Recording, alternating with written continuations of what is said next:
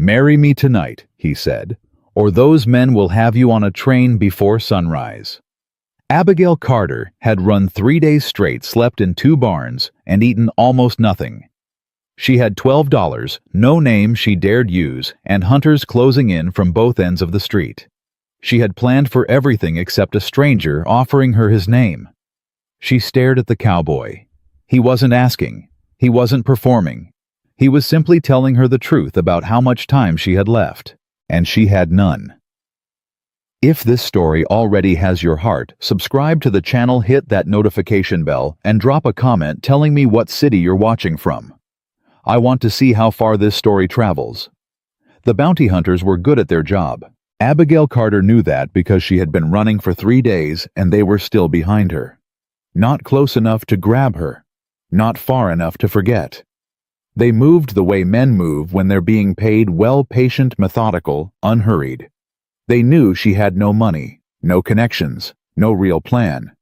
They could afford to take their time because they understood, even if she hadn't fully admitted it to herself yet, that she was running out of road. Dry Creek, Wyoming was the end of the line in almost every sense. She had chosen it because the train stopped there and she could afford the fare. That was the entire calculation. $12.40 in her coat pocket, dust ground into the hem of her dress from 3 days of moving through back roads and freight yards, and a name she had stopped using the moment she crossed the Colorado border. Back in Denver, she had been Miss Abigail Carter, niece of Franklin Carter, who was wealthy enough and connected enough to have arranged her future without bothering to ask her opinion of it. Here she was, no one. That was the plan. The plan was not working. She heard them before she saw them. 2 men standing just outside the train depot on the eastern end of Dry Creek's main street, speaking in the unhurried tones of professionals who had already decided the job was nearly finished. She caught pieces of it. A woman traveling alone, brown hair, slim, probably using a false name, likely short on funds. She stopped walking. Every instinct she had went cold and quiet. "Description matches 3 women who came through on Tuesday's train," one of them said. "She wasn't on Tuesday's train," the other said. "She was on Wednesday's freight car." Abigail turned. She did not run. Running would have finished it right there. She walked steadily back the direction she had come, keeping her pace even and her chin level, the way her mother had once taught her to walk through a room full of people who wanted to see her stumble. 1 foot, then the other. Don't look back. Don't speed up. She turned a corner, then she ran, and ran directly into a horse. Not the front of a horse. The side of one, a large brown quarter horse being led through the street by a man who caught her by both arms before she hit the ground. Moved the horse sideways with a single word to keep it from stepping on her, and steadied her with a grip that was firm without being rough. "Easy," he said. She looked up. Tall, maybe 6'2". Sun-worn face, the kind that came from years outdoors rather than from age. Steady brown eyes that took her in completely in about 2 seconds, and then shifted to look over her shoulder at whatever she had been running from. "Those men," he said. It was not a question. She didn't answer. She was still catching her breath, still calculating, still trying to figure out if she could go around him and keep moving. "They've been asking questions about a woman traveling alone since this afternoon." He said, his voice low and even. "I already heard the description twice." "Let go of my arms," she said. He did, immediately. That surprised her. "I'm not going to stop you," he said. "But I'll tell you that the street on your left goes straight to the sheriff's office. The street ahead of you dead ends at the grain warehouse, and the street to your right puts you back on the main road where those 2 came from." He paused. "So if you've got a direction in mind, I'd be glad to hear it." Abigail stared at him. "Who are you?" she said. "Wyatt Dawson," he said. "I own a ranch about 4 miles east of town, and you look like someone who has been running a considerable amount longer than today. That's not your concern." "No," he agreed. "It isn't." He picked up the reins he had dropped when he caught her and stood quietly. He wasn't pressing her. He wasn't performing generosity for anyone watching. He was simply standing there holding his horse, waiting to see what she decided. From around the corner, she could hear voices. The bounty hunters had picked up her direction. "They'll check every building on this street inside of 10 minutes, Wyatt said without urgency. "And the sheriff is friendly with the man who hired them. That's worth knowing." "How do you know who hired them?" "Vincent Hale sent word to half the county 2 days ago," he said. "Looking for a woman who ran from an arranged marriage. Offered a generous sum." His eyes were calm. "A man like that doesn't send 2 men. He sends 6. The other 4 are likely coming from the northern road." Abigail felt the specific cold that comes not from temperature, but from realizing your situation is worse than you calculated. "What do you want?" she said. "I don't want anything." "People always want something." "Fair point," he said. "Then let me make you an offer instead of waiting for you to ask." She waited. "Marry me tonight," he said, "or those men will have you on a train before sunrise." The street went quiet around them, the way streets do when something happens that isn't supposed to happen. Abigail heard the words. She processed them. She rejected them. She processed them again.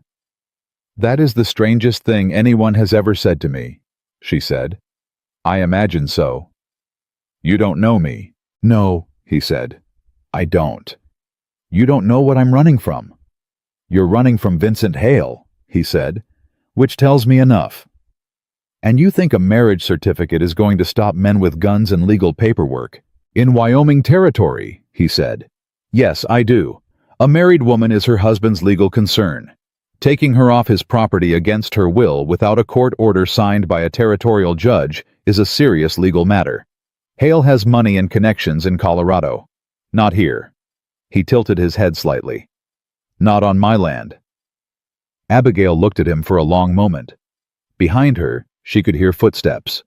More than 2 sets. Growing closer. "Why would you do this?" she said. "For a stranger." "Because I know what Vincent Hale does with things he decides belong to him," Wyatt said. "And because I have a 12-year-old girl at home who has already lost enough people she cared about. She doesn't need to watch a woman dragged through this town in front of her." It was the most honest answer she had ever heard from a man she hadn't met 20 minutes ago. "If I say yes," she said. "What are the terms?" Something shifted in his expression. Not surprise exactly.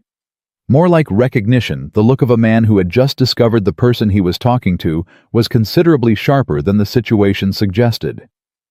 "You stay at the ranch for as long as you need to be safe," he said. "Separate rooms. You're not a servant. You're not obligated to me in any way that isn't on paper. When the threat passes, you decide what happens next. The decision is always yours." "And if I want to leave tomorrow, then I ride you to the station myself." She looked at him one more second. Then, "Where's the preacher?" Yeah. The preacher's name was Harold Finch, and he was 63 years old and had performed marriages in every condition Wyoming territory had to offer. Blizzards, thunderstorms, a particularly memorable ceremony during a cattle stampede in the spring of 1881. He did not blink when Wyatt Dawson knocked on his door at 8:30 in the evening with a woman Harold had never seen before and said they needed to be married before 10 o'clock. "Both willing," Harold said. "Yes," Wyatt said. Harold looked at Abigail. "Yes," she said. "All right then," he said, and opened the door wider. 2 witnesses came from the neighboring house, Harold's wife Martha and a rancher named Clyde Briggs, who happened to be sitting at Martha's kitchen table eating pie when the knock came. Clyde looked at Wyatt. He looked at Abigail. He looked back at Wyatt. Then he stood up, brushed the crumbs off his shirt, and said he'd be honored. The ceremony took 11 minutes. No flowers, no music, no guests, no celebration. Wyatt said the words in a level voice. Abigail said them in a voice she kept deliberately steady. When Harold pronounced them married, Wyatt did not reach for her, did not perform anything. He simply took the certificate when Harold held it out, folded it twice, and put it in his breast pocket. "Thank you, Harold," he said. "Congratulations," Harold said, and there was something genuine in his voice, despite the strangeness of the evening. He had lived long enough to understand that the best marriages were often the ones that started with necessity, and grew into something else entirely. Or didn't. He had seen both. Martha pressed Abigail's hand briefly as they left. "You'll be all right, dear," she said quietly. Abigail didn't know what to say to that, so she said nothing. They were on the street outside when the two bounty hunters rounded the far corner and saw them. Wyatt didn't speed up, didn't slow down. He simply walked in their direction, steady and unhurried, and stopped when they were close enough to have a normal conversation. "Evening," he said. The taller of the two looked at Abigail, then back at Wyatt. "This the woman you're with?" "This is my wife," Wyatt said. "Abigail Dawson. We were just married. Harold Finch performed the ceremony. Clyde Briggs and Martha Finch witnessed it. The certificate is signed and dated." He reached into his pocket, unfolded the paper, and held it out without any apparent emotion. The man looked at it. He wasn't stupid. He could read what it said. His jaw worked. "Vincent Hale is going to want to hear about this," he said. "I expect he will," Wyatt said pleasantly. "You tell him that if he has a legal matter concerning my wife, he can send a lawyer to the territorial courthouse in Cheyenne. I'll be happy to respond through proper channels." He refolded the certificate. "Good evening." He walked past them. Abigail walked beside him, her arm through his, because it seemed like the right thing to do in that moment, and she felt him breathing evenly, unhurried, completely calm. And she thought either this man is genuinely fearless, or he is the best actor she had ever encountered. She wasn't sure yet which of those options was more unsettling. They didn't speak until they were past the edge of town. Then Wyatt said, "You did well back there." "I didn't say anything," she said. "Exactly," he said. She almost laughed. Almost. The ranch house was dark when they arrived, which Wyatt explained meant Emma was already asleep. He spoke about this with a tone that was half relief and half something softer, the careful protectiveness of a man who had reorganized his entire life around a child who had no one else. He showed her the room she would use. It was small, but clean. A bed, a dresser, a window that looked out over the eastern pasture. Someone had put fresh water in the wash basin, Wyatt, she realized, which meant he had thought this through enough to prepare before he came to town tonight. "You planned this," she said. He stopped at the doorway. "I heard about you before you arrived," he said. "Word travels in a small town. I knew the situation.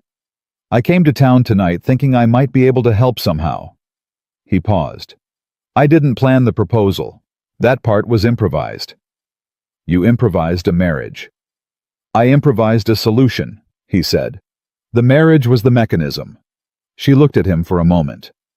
"You're a strange man, Wyatt Dawson." "Probably," he said. "Get some sleep.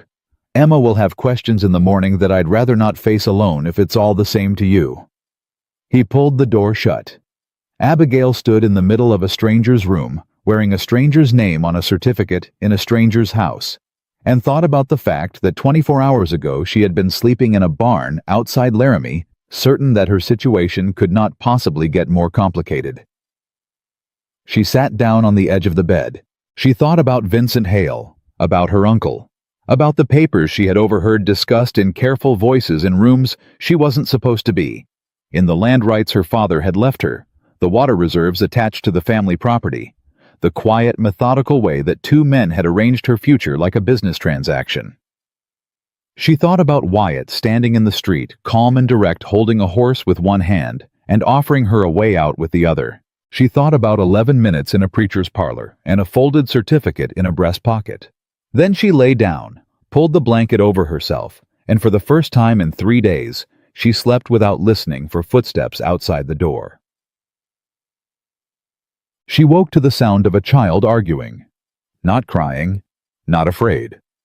Arguing the specific confident tone of a child who has a point and intends to make it. "Told you she wasn't going to be here when I woke up," said a voice that was clearly accustomed to being right. "She's here," Wyatt said. "You said that yesterday about the new ranch hand, and he was gone by noon. She's different." "How is she different?" "Because I married her," Wyatt said. A pause. "Stop looking at me like that. I'm not looking at you like anything. You have your mother's face when you're about to say something you know I don't want to hear." Abigail got up. She had slept in her dress, there hadn't been another option, and she did the best she could with her hair in the small mirror on the dresser. Then she opened the door and walked down the short hallway into the kitchen.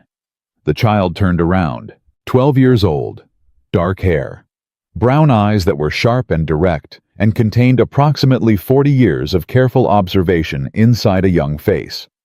She looked at Abigail the way a very intelligent person looks at a new variable they're not sure how to calculate yet. "Hello," Abigail said. "Hello," said Emma Dawson. "My uncle married you last night." "He did," Abigail agreed. "Did you want him to—" "Emma," Wyatt said from the stove where he was managing a skillet and looking like a man who had decided that cooking breakfast was a safer activity than whatever conversation was happening behind him.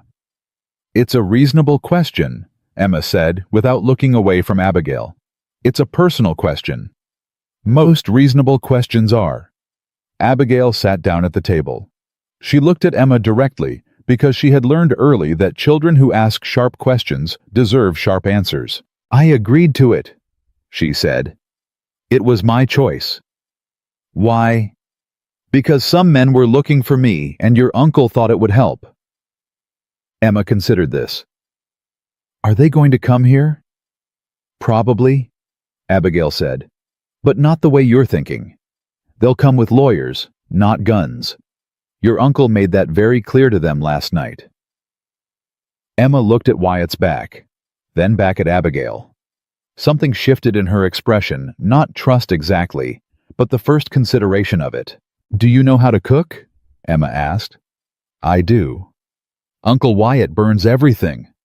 "I don't burn everything," Wyatt said from the stove, and at that exact moment, something in the skillet made an alarming sound, and he moved it off the heat with remarkable speed. Emma looked at Abigail. Abigail looked at Emma.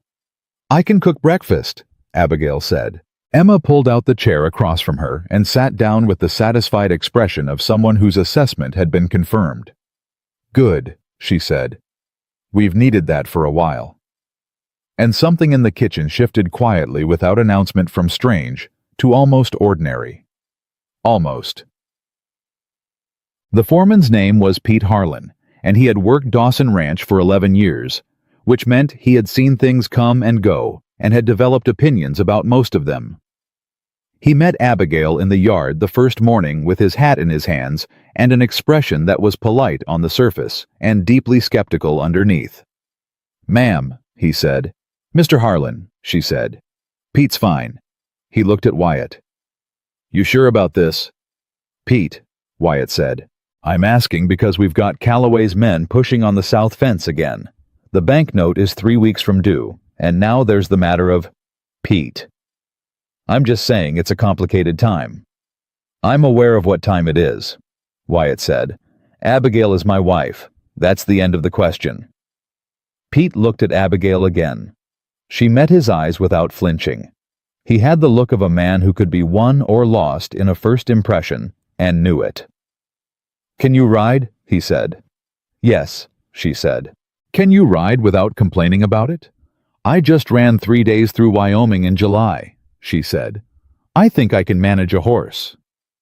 Pete looked at her for another second, then he put his hat back on his head. "All right then," he said, and walked away. Wyatt watched him go. "That's about as warm as Pete gets," he said. "He's protecting you," Abigail said. "He doesn't know if I'm a threat." Wyatt looked at her. "Are you—" She thought about that. "Not intentionally," she said. "But I brought trouble with me. That much is honest." "Trouble was already here," he said. "Calloway's been pushing on that south fence for 6 months. The banknote is real. Water rights are a problem." He paused. "You didn't create the situation. You just arrived in the middle of it. That doesn't make it better." "No," he agreed. "But it makes it accurate." He walked toward the barn, and Abigail stood in the yard for a moment, looking at the land around her. The pale hills, the summer grass, the long line of fence that ran east toward a horizon that seemed genuinely endless. She had $12 in her pocket. She had a marriage certificate she hadn't asked for 48 hours ago.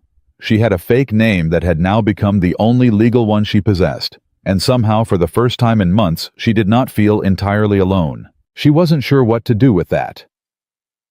By the end of the first week, she had found 3 things that would have stayed hidden indefinitely if someone hadn't been looking. The first was a set of supplier invoices that had been paid twice, once from the ranch account and once from a separate ledger that Pete had been maintaining on Wyatt's behalf. Not maliciously. Pete couldn't read well and had simply been trusting the invoices as they came. But someone was aware of that and had been exploiting it. She found this at the kitchen table on a Tuesday evening, going through a stack of papers that Wyatt had handed her, with a sheepishness that suggested he hadn't looked at them in some time. "These invoices," she said. Wyatt looked up from across the table. "What about them?" "This one." She held it up. "And this one." She held up another. "Same supplier, same amount, 2 weeks apart, but the delivery dates are identical." He took both papers and looked at them. "You're being billed twice for the same load of feed," she said. "This has been happening for at least 4 months." The silence that followed was the specific silence of a man recalculating something significant. "Dawson," she said quietly. "Wyatt?" he said without looking up. "Wyatt, how much of this goes back?" He set the papers down. He looked at her. "I don't know," he said, and there was something in his voice she hadn't heard before. Not weakness exactly, but the exhaustion of a man who had been managing too many things for too long and had let one of them slip past him. "I'll go back through all of it," she said. "You don't have to do that." "I know I don't," she said, "but I'm going to." He looked at her for a long moment. "Why?" he said. It was a genuine question, not suspicious, not challenging, genuine. "Because someone is stealing from you," she said, "and you didn't do anything to deserve that. And because I'm sitting here, and I can read a ledger, and you can't get those months back without proof." She held his eyes. "That's why." He nodded slowly. Then he stood up and went to get more of the papers. That was the first thing. The second was the water. Pete showed her the south pasture on Wednesday, the area where Calloway's men had been cutting fence and redirecting the small creek that ran along the boundary line. She walked the full length of it. She asked questions. She listened to Pete describe the history in his careful, measured way, and somewhere in the middle of his account, she stopped him. "He's not redirecting the creek for water," she said. Pete stopped. "Ma'am, if he wanted the water, he'd have done this 2 years ago. The creek isn't significant enough to matter that much." She looked along the fence line. "What's on the other side of Calloway's property to the east?" Pete was quiet for a moment. "There's a ridge," he said. "Nothing much past it." "Is there a surveyor's map of this area?" "There might be something in the county records." "I want to see it," she said. "Can you take me to the county office?" Pete looked at her the way he had looked at her in the yard on the first morning, that careful, skeptical assessment. But this time, something was different. "I'll take you Thursday," he said. The third thing was Emma. Not a problem. Not exactly. But something that needed attention in a different way than fences and ledgers. She found Emma on Thursday evening, sitting in the barn, with a book held open on her knees and the particular stillness of a child who is reading not because she wants to, but because it's the only thing that makes the noise inside her head quiet. Abigail sat down nearby without saying anything.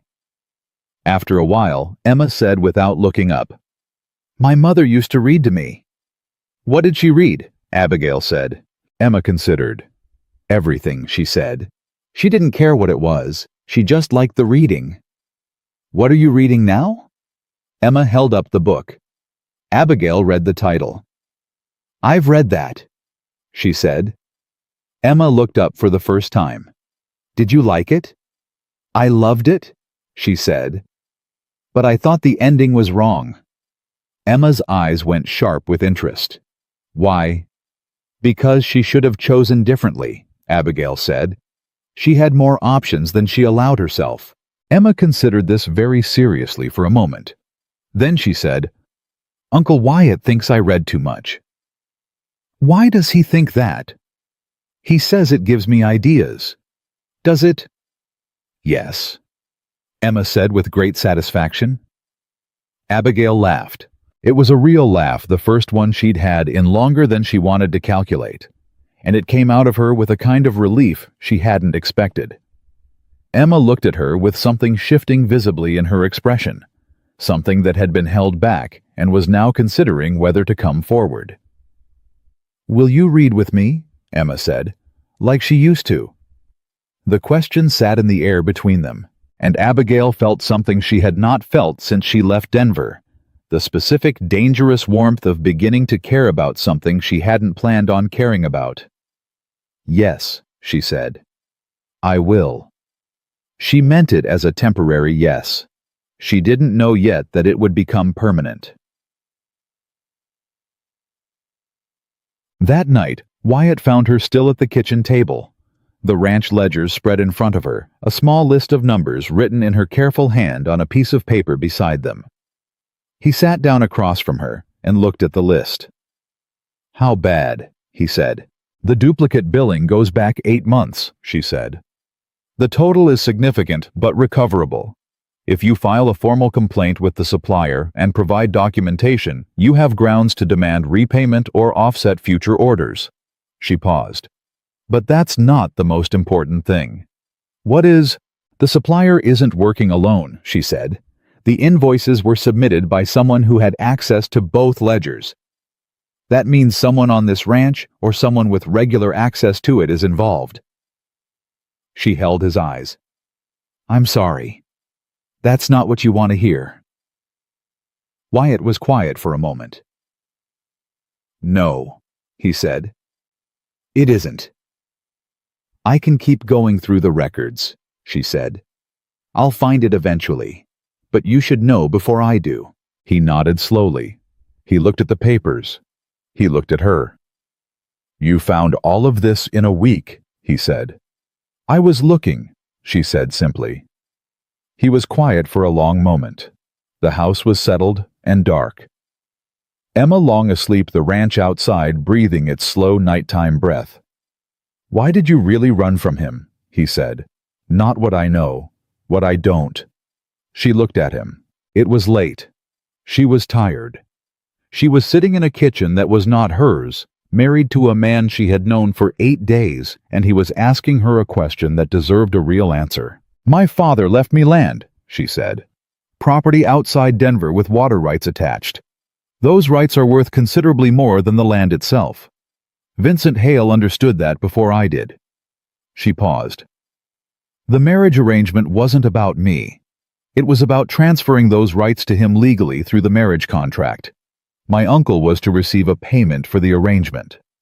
Wyatt's expression did not change, but something behind his eyes went very still. "Your uncle sold you," he said. "Economically speaking," she said. "Yes." "How did you find out?" "I listened at doors," she said. "It's a skill I developed young. Men tend to forget that women are in houses they're having conversations in." Wyatt looked at her for a long moment. "For what it's worth," he said, "I would not have let them take you. Tonight. Even if you hadn't agreed to the marriage, I would have thought of something else." She believed him. She wasn't sure why, but she did. "You didn't have to do this," she said. "I know that," he said. "You still did it." "I know that too." She looked down at the ledgers.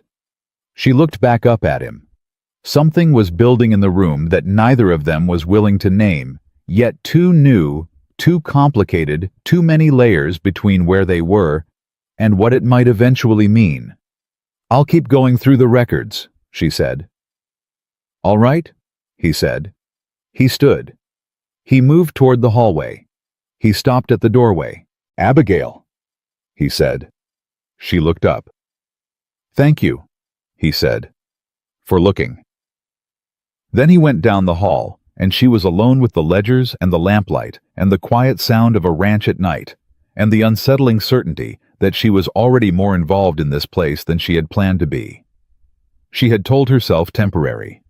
She was beginning to understand that temporary was only true if both people kept it that way. And neither of them was doing a particularly good job of that. The duplicate invoices led to a name. It took Abigail 4 more days of working through the ledgers in the evenings, cross-referencing delivery logs against payment receipts, but she found it. A ranch hand named Doyle Sims, who had been employed at Dawson Ranch for 14 months, and whose handwriting appeared on 3 separate invoice submissions that did not match any legitimate delivery records. Not forged, exactly altered. Small changes to dates and quantities. The kind of changes that only showed up when you laid 2 documents side by side and looked at them carefully. She brought the evidence to Wyatt on a Sunday morning while Emma was at the Finch house for her weekly reading lesson. She set the papers in front of him and let him look. He didn't say anything for a long time. "Doyle's been with me 14 months, he said finally. "I know," she said. "He helped us through the winter roundup. Worked harder than any man on the crew." "I know that too," she said. "It doesn't change what the papers say." Wyatt looked at the documents. He turned one of them over as if the back might offer an explanation the front hadn't. Then he set it down. "How much?" he said. "Total a little over $230. The number landed in the room with the particular weight of an amount that was serious but not catastrophic. Serious enough to matter, not large enough to be the whole story. Abigail had the feeling she'd had since she first started looking at the records that the duplicate billing was a symptom, not the disease. "There's something else," she said. Wyatt looked up. "The invoices were all submitted through Calloway's preferred supplier," she said. "The same company that Calloway himself uses for his ranch operation. That might be coincidence, but it might not be." Wyatt was very still. "You think Calloway put Doyle up to it?" he said.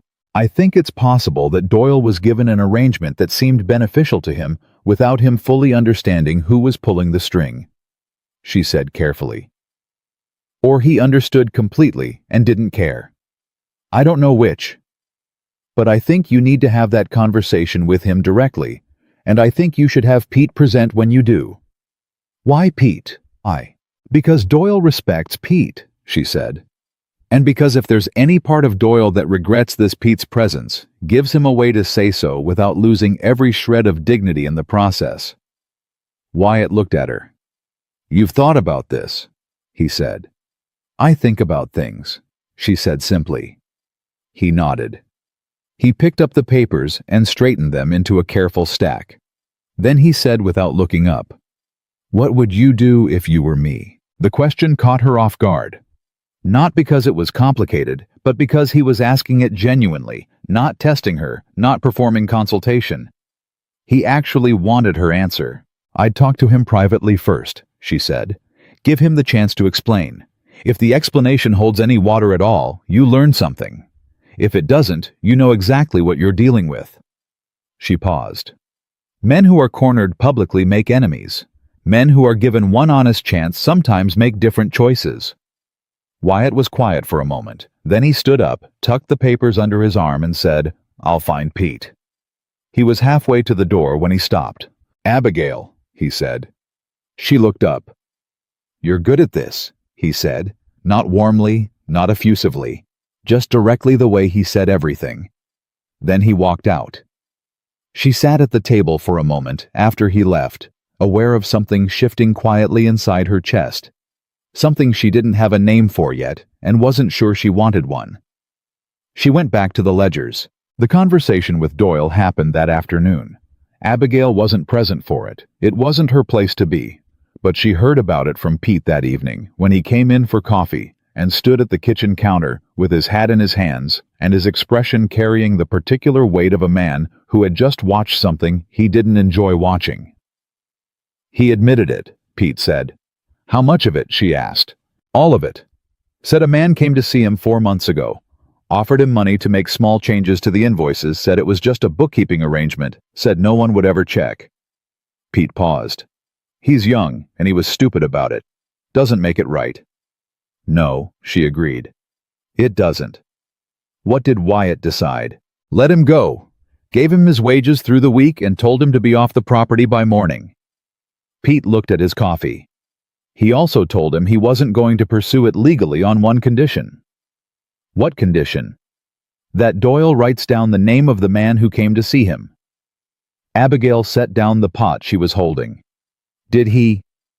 Pete reached into his shirt pocket and put a folded piece of paper on the counter. She picked it up. She unfolded it. The name on the paper was not Calloway.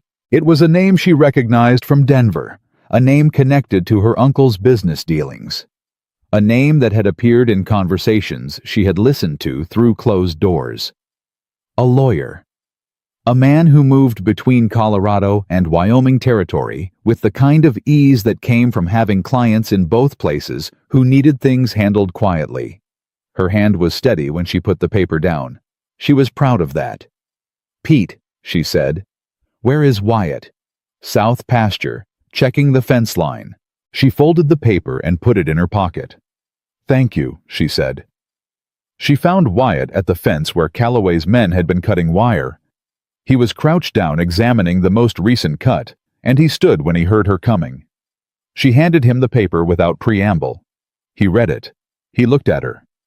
"You know this name," he said. "He works for my uncle," she said, "and for Vincent Hale. He's the man who draws up the paperwork." She held Wyatt's eyes. "This isn't about the money, Wyatt. The billing was a test. They were checking how carefully you watched your own accounts." He was very still. "They're building a case," she said. "If they can demonstrate financial mismanagement, if they can find evidence of debt and disorganization and questionable record-keeping, they have grounds to challenge the validity of our marriage. They argue you were insolvent when we married, that the marriage was conducted under false pretenses, that I was coerced." She paused. "It's a legal strategy. It's exactly what Vincent Hale would do." "You worked this out from a name on a piece of paper," he said. "I worked it out from 8 months of listening to men like Vincent Hale talk in rooms where they assumed no one intelligent was paying attention," she said. The name just confirmed it. Wyatt looked at the fence, then at the paper, then at her. "We need a lawyer," he said. "We need a specific kind of lawyer," she said. "Not someone local who can be pressured, someone from Cheyenne with territorial connections and no debt to anyone in this county." "I might know someone," he said slowly. "An old friend from before I bought the ranch. He practices out of Cheyenne now. I haven't spoken to him in 2 years." "Write to him tonight," she said. He looked at her for another long moment. "You're not frightened," he said. "I'm terrified," she said. "I'm just better at the next step than I am at standing still." Something moved in his expression. Something quick and unguarded that he pulled back almost immediately. But she saw it. She turned and walked back toward the house. Behind her she heard him fold the paper. Then she heard his footsteps, unhurried as always, following her back. The letter to the lawyer in Cheyenne went out Monday morning. Tuesday brought Emma's school examination results, which were exceptional and which Emma presented to Abigail at the kitchen table with the studied casualness of someone who cares very much about a reaction they're pretending not to care about. "Top of the class," Abigail said. "In most subjects," Emma said. "Not arithmetic."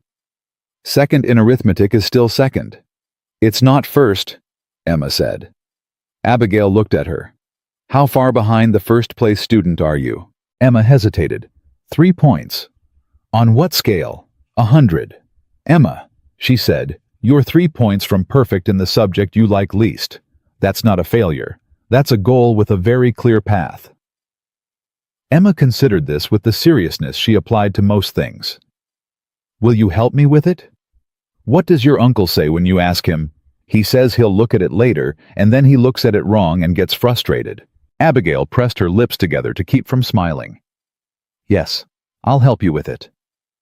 Emma nodded with the satisfaction of someone who had already known the answer and simply needed the formality of confirmation. Then she said, without transitioning, "Are you going to stay?" The question arrived like a stone dropped into still water. Abigail felt the ripples of it moving outward through everything she had been carefully not thinking about. "I don't know yet," she said honestly. Why not? Because it's complicated. Because of the men looking for you. Partly, she said. And the other part? Abigail looked at Emma, 12 years old and asking exactly the questions that needed asking. The other part is that I didn't come here planning to stay, she said. I came here because I needed to be safe. This was never supposed to be permanent. But you reorganized the finances, Emma said. And you found the man stealing from us. And you made Uncle Wyatt write to the lawyer. And you read with me every night. She looked at Abigail steadily. People who aren't staying don't do all of those things. Abigail had no answer for that. Emma picked up her examination papers and walked out of the kitchen with the particular dignity of a child who has made a point and knows it. Abigail sat alone at the table for a moment. Then she picked up the ledger she'd been working on and kept going. The response from the lawyer in Cheyenne arrived Thursday. His name was Thomas Reeves, and his letter was 3 pages long, precise and alarming in the way that very honest legal assessments tend to be alarming. He had already, at Wyatt's brief description, done some preliminary research into Vincent Hale's business activities in Wyoming Territory. What he found was not simple. Wyatt read the letter at the kitchen table with Pete and Abigail present, which in the 2 weeks since her arrival had become something of an informal arrangement. Decisions happened at the kitchen table with coffee, and everyone who was involved in the matter was present for the discussion. He says Hale filed a territorial claim 3 weeks ago, Wyatt said, looking up from the letter. On water rights in this county. Pete said something under his breath that Abigail chose not to register. He didn't file it on Calloway's land, Wyatt continued. He filed it as a prospective claim pending the resolution of an inheritance dispute. He set the letter down. He looked at Abigail. Your inheritance. She had known this was coming. She had known it the moment she saw the lawyer's name on Doyle's piece of paper. But knowing something is coming and hearing it said plainly in a room where people you've started to care about are listening are 2 entirely different experiences. He's claiming that my father's estate is legally contestable, she said. On what grounds? Reeves says the claim argues that your marriage to me was conducted under conditions that void your status as an independent property holder, Wyatt said. If the marriage is deemed legally irregular, your property reverts to the estate, and the estate's administrator is my uncle, she said. Who has an agreement with Hale, Pete said. Yes, she said. The kitchen was very quiet. So the plan, Pete said slowly, is to knock out the marriage, take the girl's inheritance, and use the water rights to pressure every ranch in this county that depends on that water, which includes us. That's the plan, Abigail said. It has been since before I ran from Denver. I just didn't know the Wyoming piece of it. Wyatt was looking at the letter. His expression was the one she had come to recognize, not anger, not panic, but the deep, careful stillness of a man thinking through something from every angle before he moved. Reeves says we need documentation, he said. Evidence of the marriage's legitimacy. Evidence of the inheritance's proper origin. Evidence that contradicts Hale's claim about the estate. He looked at Abigail. How much of that do you have? Some, she said. My father's original will. Letters between him and his land attorney. Some records from the property filing. She paused. Not enough. Where's the rest? Denver, she said. In my uncle's house. In a filing cabinet in his study. She said it plainly because there was no other way to say it. I saw the documents when I was listening at doors. I know exactly where they are. I just don't have them. Pete looked at Wyatt. Wyatt looked at Abigail. How good is your memory? Wyatt said. Good enough to describe every document by location, date, and approximate content, she said. Whether that's enough to build a legal case is a question for Reeves. Wyatt folded the letter. He stood up. He walked to the window that looked out over the yard, and for a long moment he was quiet. Then he said, I'm going to Denver. Pete sat up straight. Wyatt, I'm not asking for opinions, Pete. I'm your foreman. I give opinions whether you ask for them or not. You can't walk into Franklin Carter's house and demand documents. That's not how this works. You'll end up in a jail cell in Colorado, and we'll be in a worse position than we started. I'm not going to demand anything, Wyatt said. I'm going to ask questions in the right places and follow what Abigail tells me to follow. He turned from the window. There's a land registry office in Denver. Public records, property filings, estate documentation, original surveys. If her father filed anything properly, it's accessible to anyone who knows what to look for. He was looking at Abigail when he said it. She understood. I know exactly what was filed, she said, and I know which of it would be in public record versus private possession. Tell me what to find, he said. You'd go yourself, she said. I'd go myself. She looked at him for a moment. Then, you'd leave the ranch. Emma, the fence dispute. The banknote. Pete can handle 2 weeks, he said. Pete made a sound that was not quite agreement, but wasn't argument. This is the root of it, Abigail. Everything else, the billing, the fence, the bank pressure, it's all connected to what Hale is doing with your inheritance. We solve this, we solve the rest. You'd do all of that, she said, for land that isn't yours. He looked at her steadily. It's my wife's land, he said. Simply, without performance. The room was very quiet again. I'll write you a full list, she said. Document names, filing dates, what to ask for, and exactly how to ask for it. She paused. And I'll write you something else. A letter of authorization with my name, my legal name on the territorial marriage certificate. As your wife, I have standing to request access to certain estate documents. That signature might open doors that wouldn't otherwise open. You've thought this through, he said. I think about things, she said for the second time in a week. Something in his face shifted quietly the way things shifted around Wyatt Dawson without announcement. He held her eyes for a moment that lasted slightly longer than necessary. Then he looked at Pete. I'll leave Friday. 2 weeks. You know what to do. Pete put his hat on. I always know what to do, he said. I just prefer it when you're here to take the credit. He walked out. That left Wyatt and Abigail alone in the kitchen. She picked up her pen and reached for paper. Sit down, she said. This is going to take a while. I need you to understand exactly what you're looking for.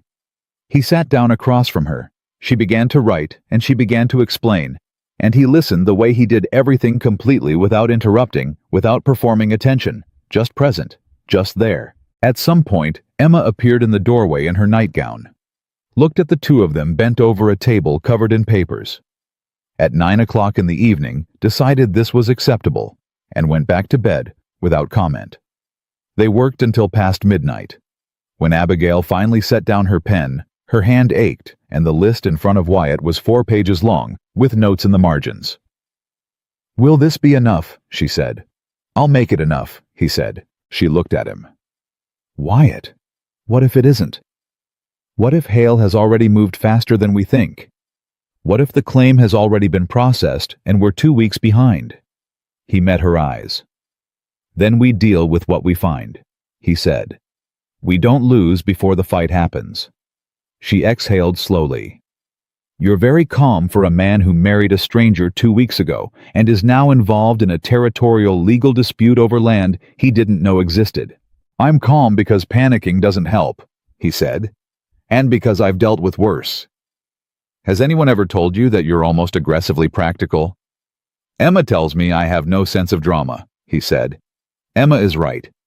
She usually is, he said, and there was something in the way he said it quiet and rueful, and full of a love he didn't know how to perform, but couldn't hide, that made Abigail's chest do something she had strictly instructed it not to do. She gathered the papers into a neat stack.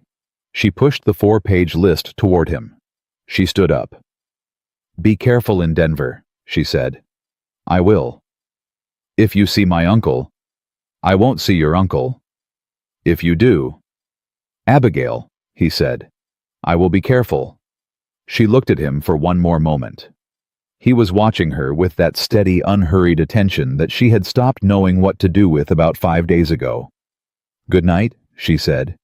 Good night, he said. She walked down the hall. She closed her door. She stood in the dark for a long time, thinking about the fact that she had come to Dry Creek with $12 and no future, and was now standing in a room that felt more like home than anywhere she had lived in. 3 years fighting for a ranch that was not hers, with a man she had known for 2 weeks, and a child she had not planned to love. Temporary, she had told herself. She pressed her palms flat against the door. Temporary was already gone. Wyatt was gone 4 days when the first lawyer arrived. Abigail was at the kitchen table working through the remaining ledger entries when she heard Pete's voice in the yard, not raised, but carrying the particular flatness he used when he was restraining something stronger.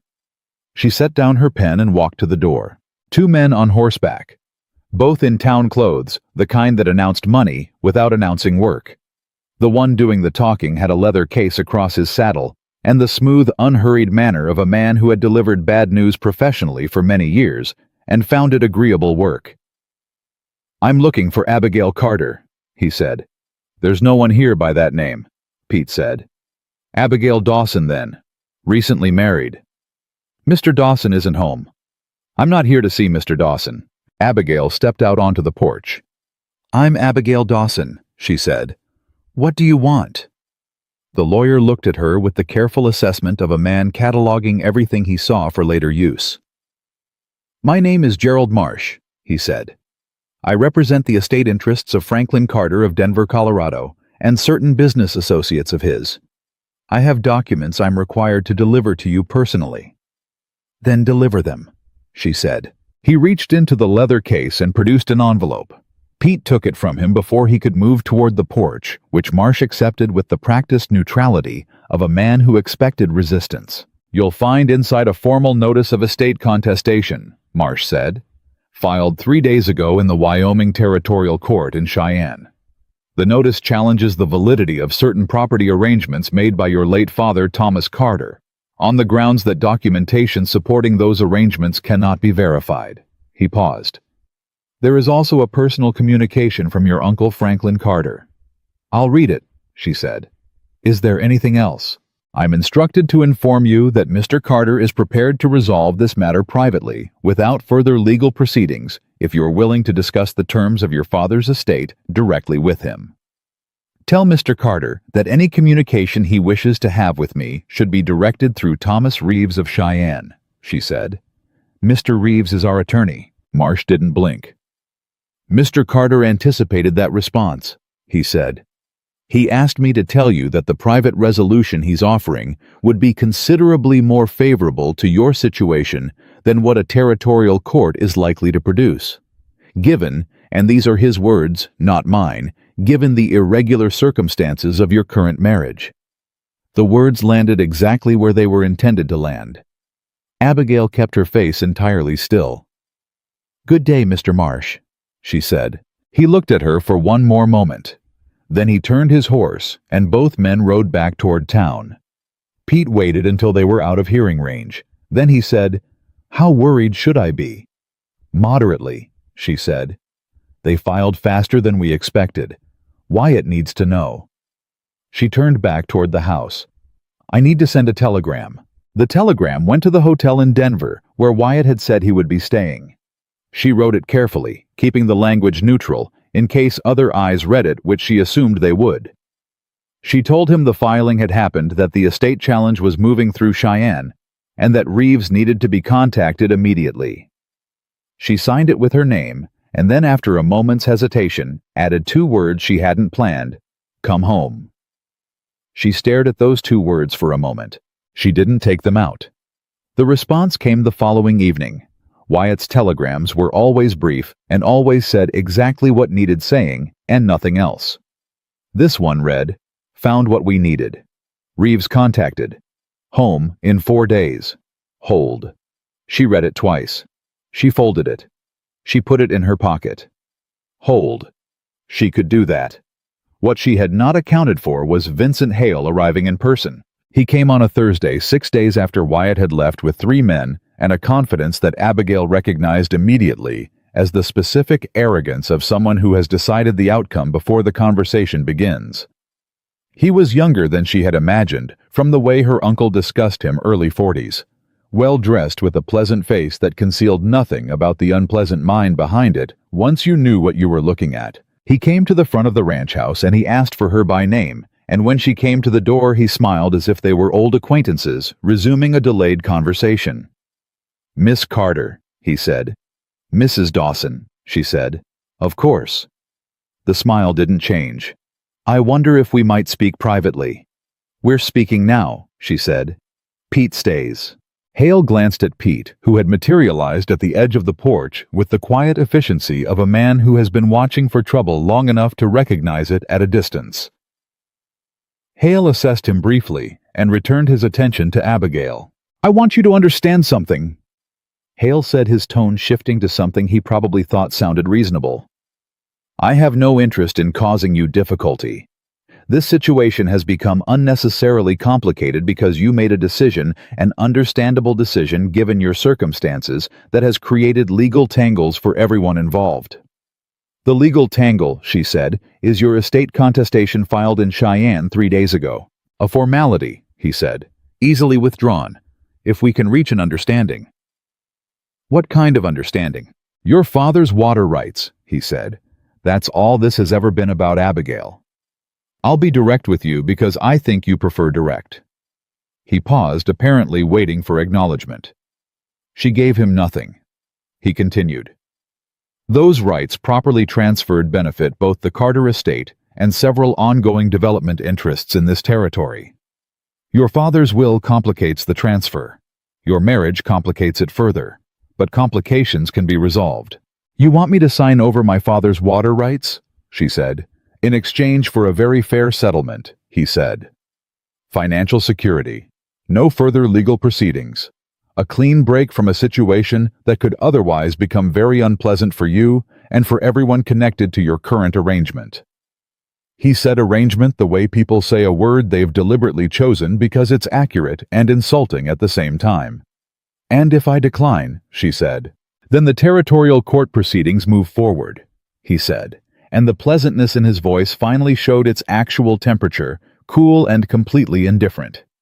"The estate contestation challenges the documentation of your father's original property filing. If successful, and I have reason to believe it will be, the water rights revert to the estate.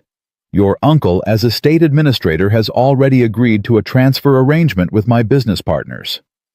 He held her eyes. "Additionally, our legal team will be challenging the validity of your current marriage on grounds of procedural irregularity and potential coercion. If that challenge succeeds, you lose the legal protections that marriage provides." Pete made a sound beside her. She put one hand out slightly, not touching him, just a gesture, and he went quiet. "You've planned this thoroughly," she said. "I plan everything thoroughly," Hale said. "It's why I'm successful." "Then I'll give you an equally thorough response," she said. "No, I won't sign anything. I won't negotiate the terms of my father's estate with a man who has spent the past year manipulating county officials, bribing suppliers, and filing fraudulent legal claims in 2 territories. She kept her voice level and clear. "Whatever you've filed in Cheyenne, our attorney will respond. Whatever claims you intend to make about this marriage, will answer them. And if you come onto this property again without an invitation, I will send for the territorial marshal and I will file a complaint of harassment that will be a matter of public record in this county." Hale looked at her. The pleasant expression was entirely gone now. What was underneath it was not angry, exactly, more calculating, resizing her, adjusting his estimate. "You're making this harder than it needs to be," he said. "Yes," she said. "I am. That's intentional. Good day, Mr. Hale." She went back inside. She closed the door. She stood with her back against it and her hands pressed flat against the wood, and breathed carefully until she heard horses moving away from the yard. Then she heard Pete's boots on the porch steps and his knock on the door. She opened it. He looked at her. "You all right?" "No," she said honestly. "But I'm functional. Can you get a message to Reeves in Cheyenne today?" "I can ride to the telegraph office inside an hour." "Good. I need to tell him about this visit, everything Hale said." She paused. "And Pete, send another telegram to Wyatt. Tell him to come home faster." Pete looked at her for a moment. "He won't like that Hale came here while he was gone." "I know. He'll want to..." I know, she said again. Just send the telegram. Pete put his hat on. You handled that well, he said. Most people, man or woman, would have cracked under that kind of pressure. He expected me to, she said. That was the point of coming himself. He wanted to see how I'd hold. Pete nodded slowly. And now he knows, she said, which is both good and not good. She went back to the table. She picked up her pen. Her hand was not entirely steady, but it was close enough.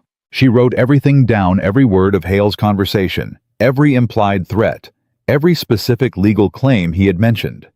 She wrote it in the precise, factual language she had learned from listening to lawyers talk, in rooms where she wasn't supposed to be. And she wrote it without embellishment, because embellishment was not useful and she needed every word she had for things that were. Emma came home from school that afternoon and read the room the way she always did, completely and immediately, and said nothing about what she saw in Abigail's face. Instead, she sat down at the table, took out her arithmetic, and said, "Show me the part about fractions again." Abigail looked at her. "You said fractions were logical," Emma said. "Logical things calm you down. You told me that." Abigail stared at her for a moment. Then she reached for the arithmetic book. "Put this problem in front of me," she said. Emma did. And for 40 minutes they worked fractions side by side, while the ranch went about its evening business outside, and the 4 pages of notes about Vincent Hale sat at the corner of the table, waiting, and somehow that was exactly the right thing. Wyatt arrived home on a Sunday evening, 2 days earlier than his telegram had suggested. Abigail was on the porch when she heard the horse, and she stood when she saw him coming up the road, and she was aware in the quiet, honest way she had started noticing things about herself, that the loosening in her chest when she recognized him was not simply relief about legal documents. He dismounted and gave the reins to Pete, who had appeared from the barn with the silent efficiency he applied to most things. Wyatt walked toward the porch. He looked at her steadily. "Hale was here," he said. Not a question. "Pete told you." "Pete told me enough." He stopped at the bottom of the porch steps. "Are you all right?" "Yes," she said. "Did you find what we needed?" "Yes," he said. "Let me wash off the road and I'll tell you all of it." "Wyatt?" He stopped. "I'm glad you're back," she said, simply without decoration. He held her eyes for a moment. Then he said, "I know," and went inside. She stood on the porch for a moment. It was not a romantic declaration. It was not a turning point in any traditional sense. It was just 2 words from a man who was constitutionally incapable of saying more than he meant, and always said exactly that. She went inside after him. He laid it out at the kitchen table, with Pete present and Abigail taking notes.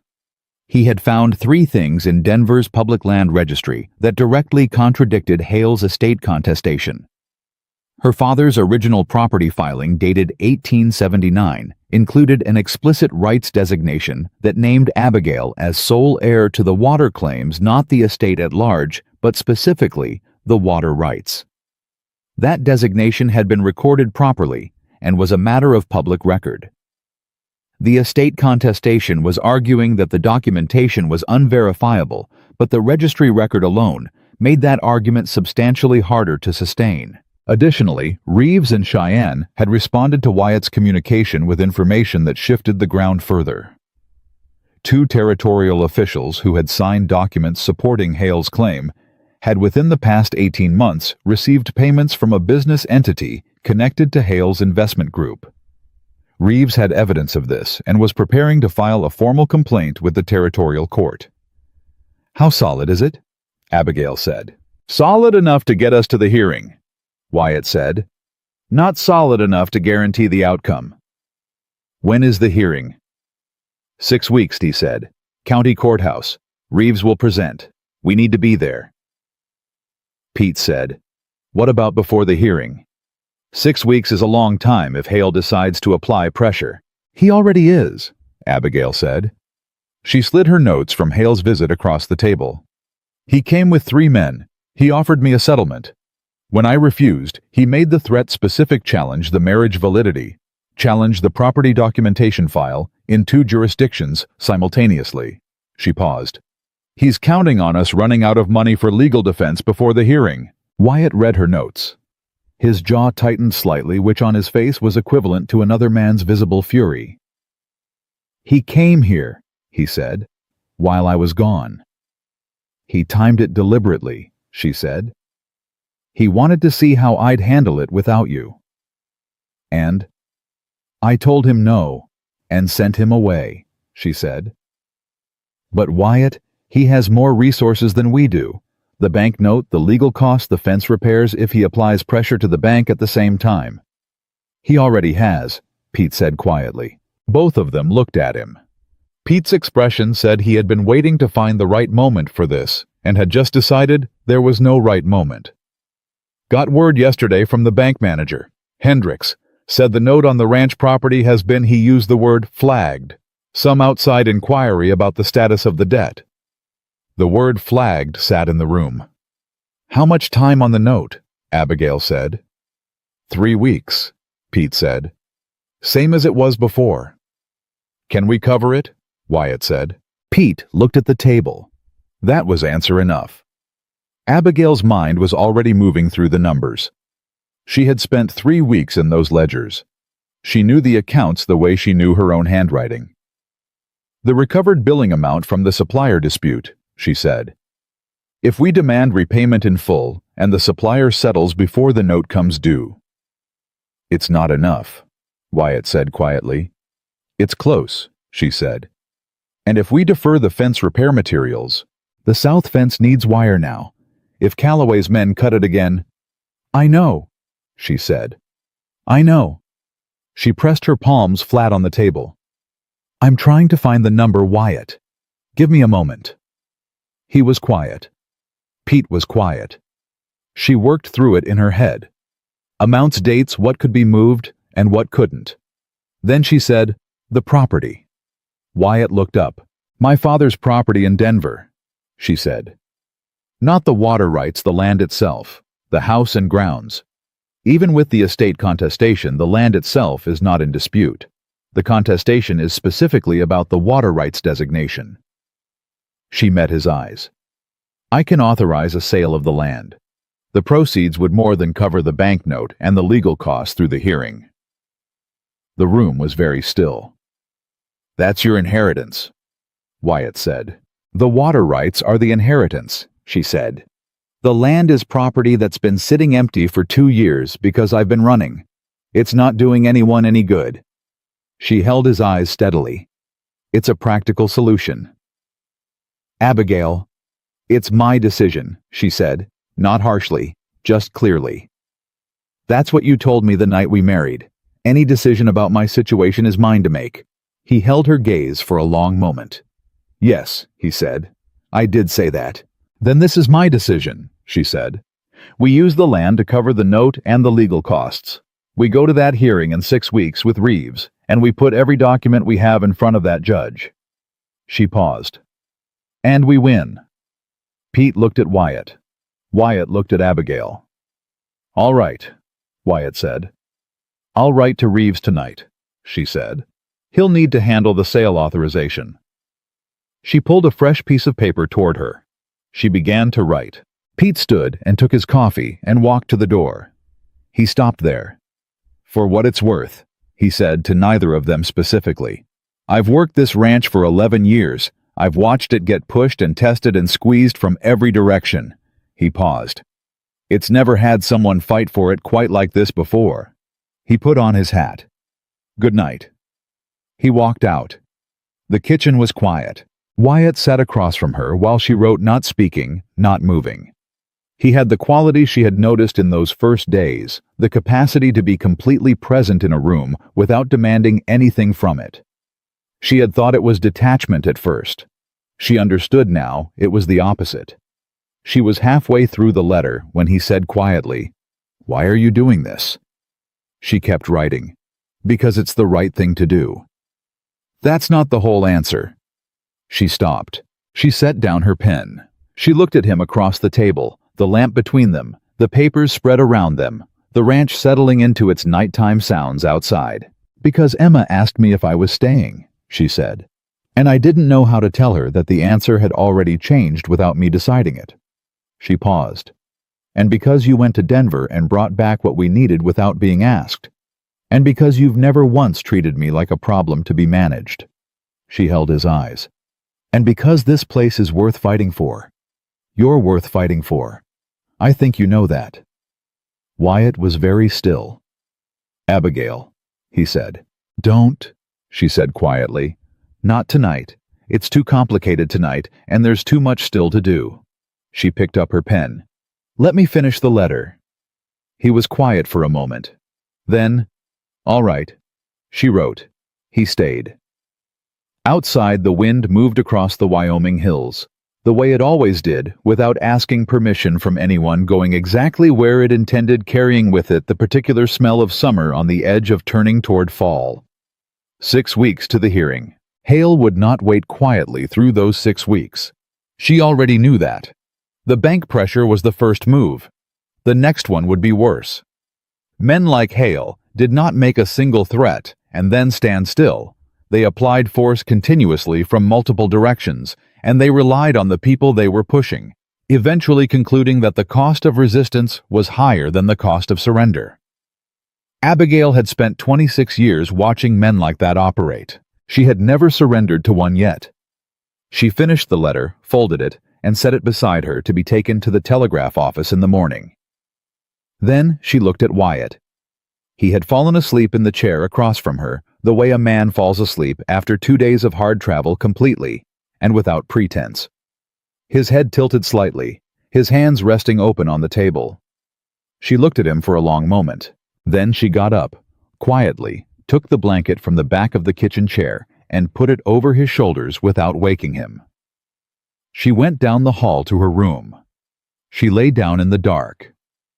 She thought about 6 weeks, about a judge in a county courthouse, about documents and water rights, and the careful architecture of a legal case that needed to hold under pressure. She thought about a man asleep at a kitchen table with a blanket over his shoulders. She pressed her eyes shut. 6 weeks. She would be ready. The 6 weeks did not pass quietly. Hale moved exactly the way Abigail had predicted, continuously from multiple directions, never giving them a full day without something new requiring attention. The bank pressure came first. Then a formal letter from the territorial court acknowledging the estate contestation. Then 2 of their neighboring ranchers received visits from men representing Hale's business interests. Men who suggested in careful and pleasant tones that supporting the Dawson position publicly would complicate their own water access arrangements come spring. One neighbor folded. He sent Wyatt a letter that was apologetic and honest about why.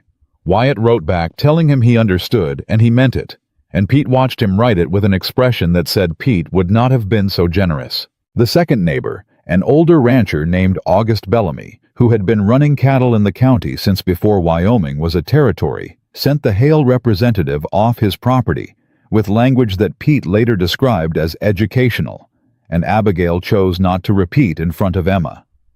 Bellamy rode out to Dawson Ranch the following day and sat at the kitchen table and drank coffee and told Wyatt he'd testify to whatever was needed at the hearing. "You don't have to do that," Wyatt said. "I know I don't," Bellamy said. "I've got 30 years in this county and I've watched men like Hale come and go. They always think they're the first ones to try this particular trick." He set down his cup. "They never are." He looked at Abigail when he said it. She looked back at him. "What specifically would you be willing to testify to?" "The water arrangement your father established," he said. "Thomas Carter filed those rights in 1879. I was at the county office the same day on unrelated business. I remember it because your father bought me a drink afterward. Said he wanted to make sure his daughter had something no one could take from her." He paused. "Seems like that turned out to be more complicated than he intended." Abigail was very still. "You knew my father," she said. "Not well," Bellamy said. "Well enough. He was a careful man, precise. The kind of man who does things right the first time because he doesn't want to do them twice." He looked at her steadily. "You have his eyes, and from what I've seen the past 6 weeks, you have his way of thinking." She picked up her pen. "Tell me everything you remember about that filing," she said. "Every detail." Bellamy talked for an hour and a half. Abigail wrote down everything. Wyatt sat across from them and said almost nothing, which was how he operated when someone else was doing something better than he could. It was one of the things she had come to understand about him. He had no interest in performing authority he didn't need to perform. When someone else was the right person for the moment, he got out of the way.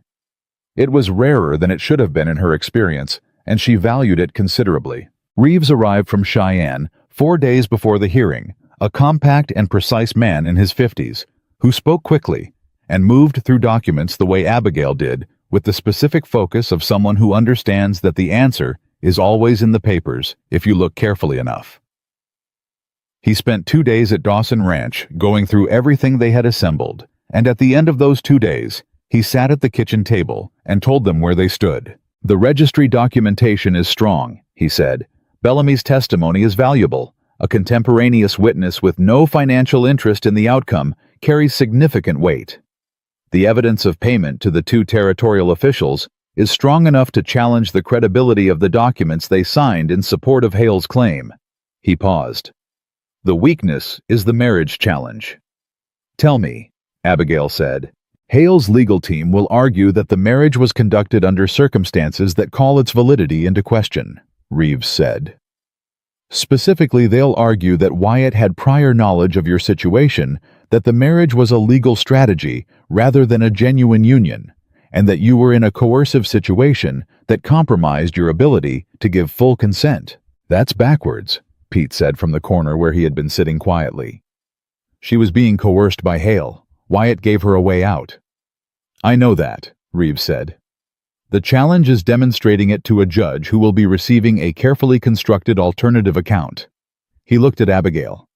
"They'll present you as a woman who was coached, who was used as a tool in a legal maneuver by someone who wanted access to your property.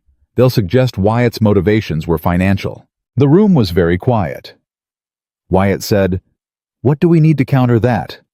"Evidence of genuine marriage," Reeves said. "Not the certificate. Anyone can produce a certificate. I mean the kind of evidence that a real marriage produces: shared decisions, mutual reliance witnesses who can speak to the nature of the relationship over time." Pete made a sound that was not quite a laugh. Everyone looked at him. "Sorry," he said. "It's just if they want witnesses to a real marriage, they can talk to anyone on this ranch. Or in this county, for that matter." He looked at Wyatt. "People have eyes." Wyatt looked at the table. Abigail looked at Wyatt. Reeves looked at both of them with the calibrated neutrality of a man who had learned not to involve himself in the personal dimensions of professional situations. "I'll need to speak with several people before the hearing," he said. "Pete, Bellamy, the Finch family." He glanced at Abigail. "And I'll need to prepare you for cross-examination. They will try to rattle you on the stand." "They won't succeed," she said. "I believe you," he said. "But we should practice anyway." They practiced for 2 days. Reeves played the opposing counsel, precise, skeptical, occasionally aggressive in the way that courtroom questioning becomes aggressive when the questioner is trying to find a crack in a foundation. He pushed her on the timeline of the marriage, on her state of mind, on every decision she had made since arriving in Dry Creek. He pushed on the financial decisions she'd made for the ranch, trying to frame them as calculated moves toward property acquisition.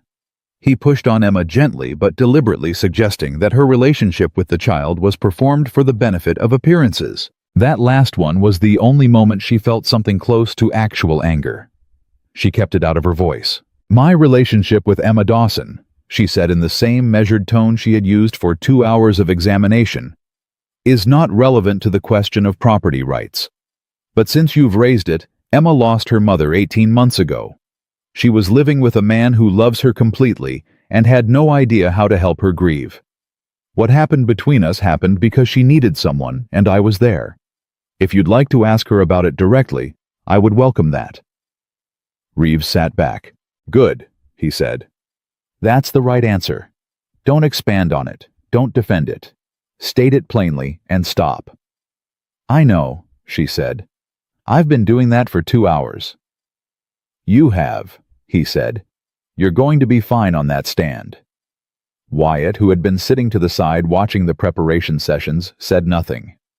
But after Reeves went to the guest room that evening, Wyatt sat down at the table and looked at her and said, "He pushed you hard on Emma."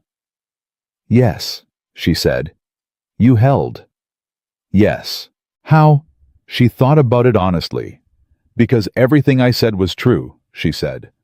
"When everything you say is true, there's nothing to hold against. You just say it again."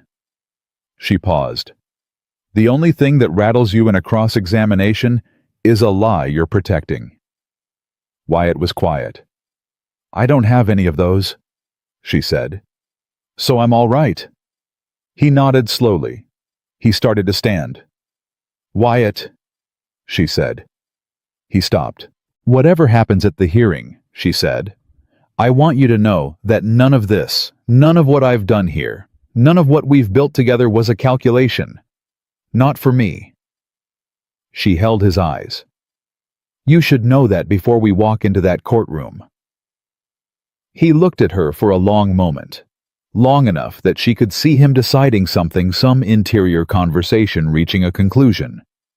"I know that," he said quietly. "I've known it for a while." He walked down the hall. She sat alone. She put her hands in her lap and breathed carefully. One more day. The county courthouse in Dry Creek was not built for large gatherings, but large gatherings had a way of organizing themselves regardless of available space when the matter at hand was sufficiently interesting.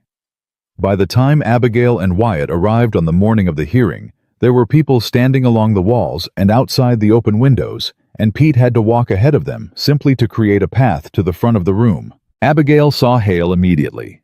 He was seated at the opposing table with two lawyers she didn't recognize and the particular settled confidence of a man who had run the numbers and liked his odds.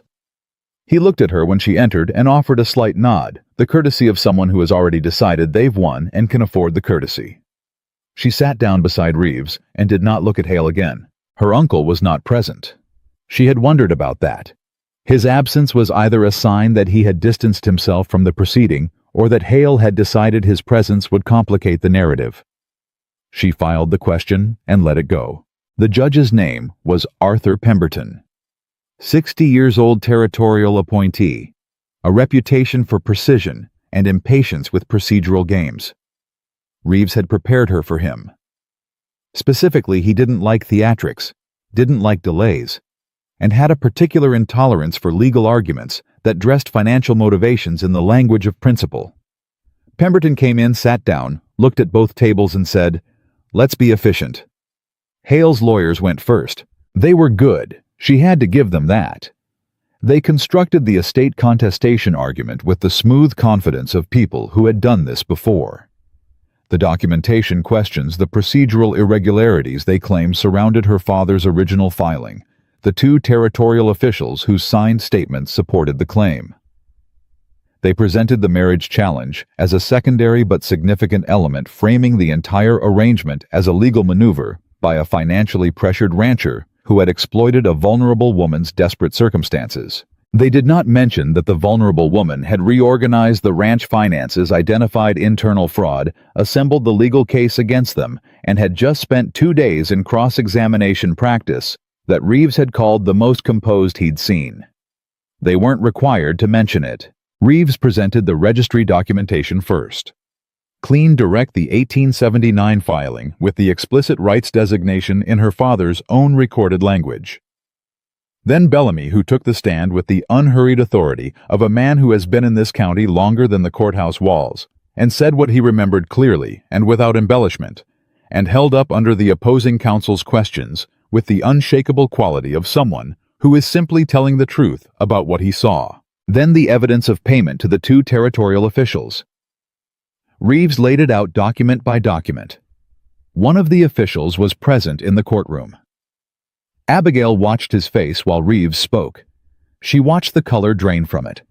Then she was called. She walked to the stand. She sat down. She found Wyatt in the gallery. He was seated beside Pete and August Bellamy, and he was looking at her with that steady, unhurried attention, and she held his eyes for exactly 1 second. Just long enough. Reeves examined her first. She answered every question clearly and completely and briefly. She described her father's estate, the water rights, her knowledge of the property filing her uncle's arrangement with Hale, and the sequence of events from Denver to Dry Creek, to the morning she stood on a preacher's porch, saying 11 minutes of words she had not planned to say. Then opposing counsel stood up. He was thorough. She had expected that. He went through the timeline of the marriage, the speed of it, the circumstances, the financial decisions she had subsequently made at Dawson Ranch. He framed every act of competence as evidence of calculation, every moment of genuine connection as performance, every decision she had made in service of the ranch as evidence that she had identified a financially advantageous situation and moved to secure it. She answered every question the same way, plainly, without defensiveness, without expanding beyond what was asked. Then he said, "Mrs. Dawson or Miss Carter, depending on how this proceeding concludes, isn't it true that your primary motivation in agreeing to this marriage was the legal protection it offered you from Mr. Hale's legitimate business interests in your father's estate?" "No," she said. "You're saying you had no interest in the legal protection the marriage provided." "I'm saying that wasn't my primary motivation," she said. "Then what was?" She looked at him directly. "I was frightened," she said. "I had been running for 3 days. A man I had never met looked at my situation clearly and offered me an honest solution, and I accepted it because it was the right decision, and because," she paused for exactly 1 beat, "because I recognized something in him that I trusted. That's not calculation. That's a person making the best decision available to them in a difficult moment. And the ranch decisions, the financial reorganization, the legal strategy you appear to have largely architected. I was raised by a careful man who believed women should be educated," she said. "I use the skills I have in service of people I care about. That's what people do." "You care about the Dawson Ranch." "I care about the Dawsons," she said. "The ranch is where they live." A sound moved through the courtroom. Opposing counsel paused. She watched him recalibrate. "You've been at this ranch for less than 2 months," he said. "You'd have the court believe that in less than 2 months." "I'd have the court believe what is true," she said. "How long it takes is not the question. The question is whether it is real, and it is." He looked at her for a moment. Then he sat down. Reeves called one more witness. Emma Dawson. Hale's legal table stirred. Opposing counsel started to object on grounds of age and relevance. Pemberton silenced him with a look that suggested he found the objection interesting and not in the way counsel intended. Emma walked to the stand. She was 12 years old, and she sat down and folded her hands in her lap and looked at the judge with the directness she applied to everything. Reeves said, "Emma, can you tell the court about your relationship with Abigail Dawson?" Emma considered the question with appropriate seriousness. Then she said, "She reads with me every night. She helped me understand fractions. She found the people stealing from us and stopped them. She sat with me in the barn when I was sad and didn't tell me to stop being sad. She just stayed." She paused. "And when the man from Denver came to the ranch to frighten her, she didn't run. She told him no and sent him away, and then she went back inside and helped me with my homework." Emma looked at the room. "That's not a woman who is pretending to be somewhere. That's a woman who is there." The courtroom was very quiet. Pemberton looked at Emma for a long moment. Then he made a note. Hale's counsel rose for cross-examination. Pemberton watched him stand. "I'll remind counsel," Pemberton said, "that this is a 12-year-old child. Adjust your approach accordingly." His tone made the word accordingly do considerable work. Counsel sat back down. Pemberton called a brief recess. During the recess, Abigail stood near the wall with Wyatt beside her. She was aware of people looking at them, the particular awareness of being watched that she had grown up with and had never been comfortable with. Wyatt stood close enough that their shoulders nearly touched. He didn't say anything. He didn't need to. Bellamy came over and pressed her hand briefly. "Good," he said. "Just the one word." Pete stood nearby, looking at no one in particular, with the expression of a man who had decided some time ago how this was going to go and was simply waiting for the room to catch up. When Pemberton came back, the closing arguments were brief. Reeves laid out the case with surgical precision, the documented evidence, the witness testimony, the contradictions in the opposing claim. The evidence of official misconduct that undermined the credibility of the documents Hale had relied upon. Hale's counsel responded with the slightly deflated energy of an argument that knows it is lost, but is required to finish anyway. Pemberton listened to all of it without visible reaction. Then he picked up his pen and said, "I've heard sufficient argument. This is not a complicated case dressed in complicated clothing. It is a straightforward case dressed in complicated clothing." He looked at both tables. The 1879 registry filing is clear, documented, and corroborated by contemporaneous witness testimony. The contestation relies on documentation produced by officials whose impartiality is now substantially in question. The challenge to the marriage validity relies on a characterization of events that is contradicted by the testimony of multiple witnesses and by the record of the marriage itself. He set down his pen. The estate contestation is denied. The water rights designation as filed by Thomas Carter in 1879 stands and is confirmed. The marriage of Wyatt Dawson and Abigail Carter Dawson is recognized as valid and legally binding. He looked at Hale's table. Counsel is advised that the court will be forwarding the evidence of official misconduct to the appropriate territorial authority for review. He stood. Everyone stood. And it was over. Not loudly, not with the dramatic finality of a story that ends on schedule. It was over the way real things end, with paperwork and a judge's signature and the specific silence that follows when something that has been fought over is finally settled. Abigail stood at the table and did not move for a moment. She heard the room moving around her. Bellamy saying something to Pete Reeves, gathering papers with his efficient hands, the low sound of voices processing what had just happened. Then she heard Hale. He was at his table speaking in a low and controlled voice to his lawyers. She couldn't hear the words, but she could read the posture, the particular stiffness of a man adjusting to a loss he had not fully prepared for. He looked up once and found her watching him. His expression was not angry. It was something colder. She held his gaze. He looked away first. She picked up her bag. She turned toward the door. Outside the courthouse, the late summer sun was direct and warm, and the main street of Dry Creek was doing what it always did, being a small town going about its business horses at hitching posts. Two women talking outside the general store, a child chasing something that had escaped. She stopped on the courthouse steps. Behind her, she heard people coming out. Reeves, Pete, Bellamy. She heard Wyatt's boots on the steps. She heard him stop. She turned around. He was one step above her, which put them at almost exactly the same height. He was looking at her the way he always looked at her, completely, without negotiation. Around them, people were coming out of the courthouse. Neighbors, ranchers, people from town who had watched the entire proceeding. She was aware of every one of them. She was aware of almost nothing except Wyatt standing one step above her on a courthouse in Wyoming in the last weeks of summer. The marriage no longer needed to exist. They both knew that. The threat was gone. The legal protection had served its purpose. She was free, completely, legally, entirely free to walk away from Dawson Ranch and Dry Creek and Wyatt Dawson and start whatever came next in whatever direction she chose. She looked at him. She thought about $12 and a barn outside Laramie and a stranger on a street holding a horse. She thought about 11 minutes in a preacher's parlor. She thought about ledgers at a kitchen table and 4 pages of notes and a man asleep in a chair with a blanket over his shoulders. She thought about Emma in the barn with a book on her knees saying, "My mother used to read to me." She thought about 3 days of running and 2 months of staying and the very clear difference between them. She stepped forward. She put her hands on his face, and she kissed him. Not carefully, not tentatively, not the way a person kisses someone they are uncertain about.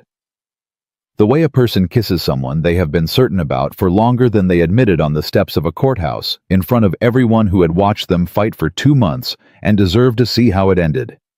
He kissed her back, immediately and completely, and with the same unhurried certainty he brought to everything he did. When she stepped back, she was aware of the sound around them, not loud, but present. The specific sound a crowd makes when something happens that is real. She looked at him. His hands were still at her waist. His expression was the one she had seen only in pieces before, fully open, fully present the face, underneath the careful steadiness. He looked, she thought, slightly stunned, which was extraordinary, because she had watched this man face down bounty hunters and lawyers and territorial court proceedings without the slightest visible disturbance.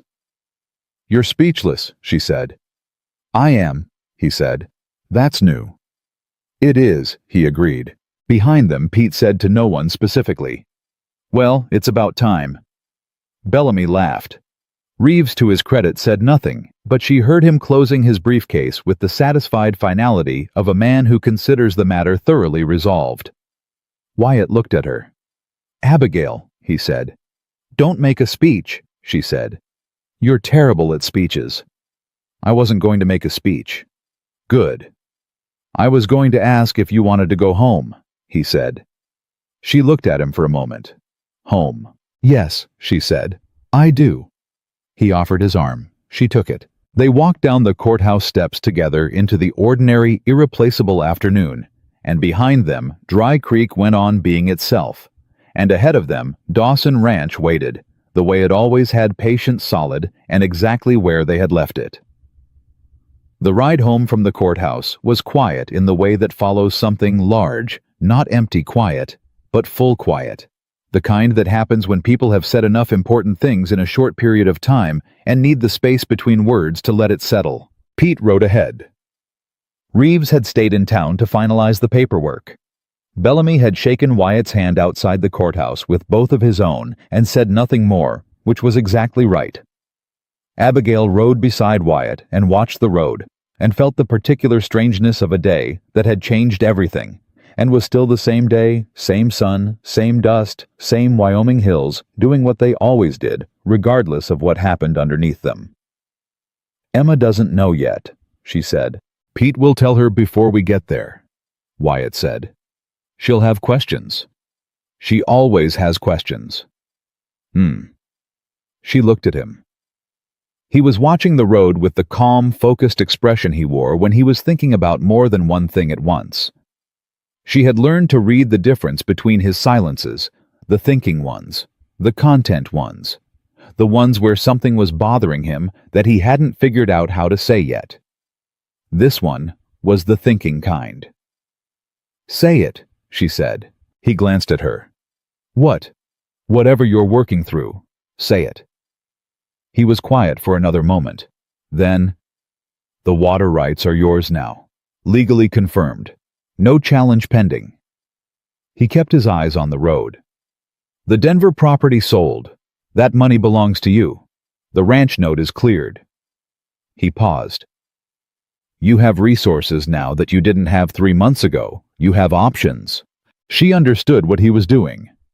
Not pulling away, Wyatt didn't do things indirectly.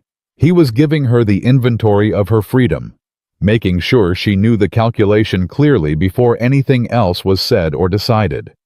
It was, she thought, possibly the most decent thing anyone had ever done for her. "Wyatt," she said, "I'm not trying to. I kissed you on the courthouse steps in front of the entire county," she said. "I'm aware of what I was communicating." He looked at her then. Something in his face that was almost the beginning of a smile. "I just want to be sure you know you have a choice," he said. "I know I have a choice," she said. "I've always had a choice. The choices I've made in the past 3 months are the point." She held his eyes. "Are we going to keep discussing this, or are we going home?" "Home," he said. "Good," she said. They rode the last mile in that full quiet, and it was the most comfortable mile she had traveled in longer than she could remember. Emma was on the porch when they arrived. Pete was beside her with the slightly relieved expression of a man who has successfully delivered news to a 12-year-old without incident. Emma looked at them coming up the road, and then she looked at Wyatt, and then she looked at Abigail, and then she said to Pete specifically, "I told you." "You told me." Pete agreed. "I said it would work out." "You did say that." "I said it 3 weeks ago." "Emma," Wyatt said, dismounting. "I'm just noting that I was right," Emma said. "For the record." Noted, he said. He walked past her toward the barn to see to his horse, and as he passed, he put his hand briefly on the top of her head, a gesture so quick and habitual that Abigail suspected he didn't know he'd done it. Emma leaned into it slightly in the same unconscious way. Abigail stood in the yard. Emma came down from the porch and stopped in front of her. "So you won," Emma said. "We won," Abigail said. Emma considered this. Pete said the judge confirmed everything. He did. And the man from Denver Hale? He has no claim here anymore, Abigail said, legally or otherwise. Emma nodded slowly. Then she said with the directness that was her most defining quality, "Are you staying now? Not temporarily? Actually staying?" Abigail looked at her.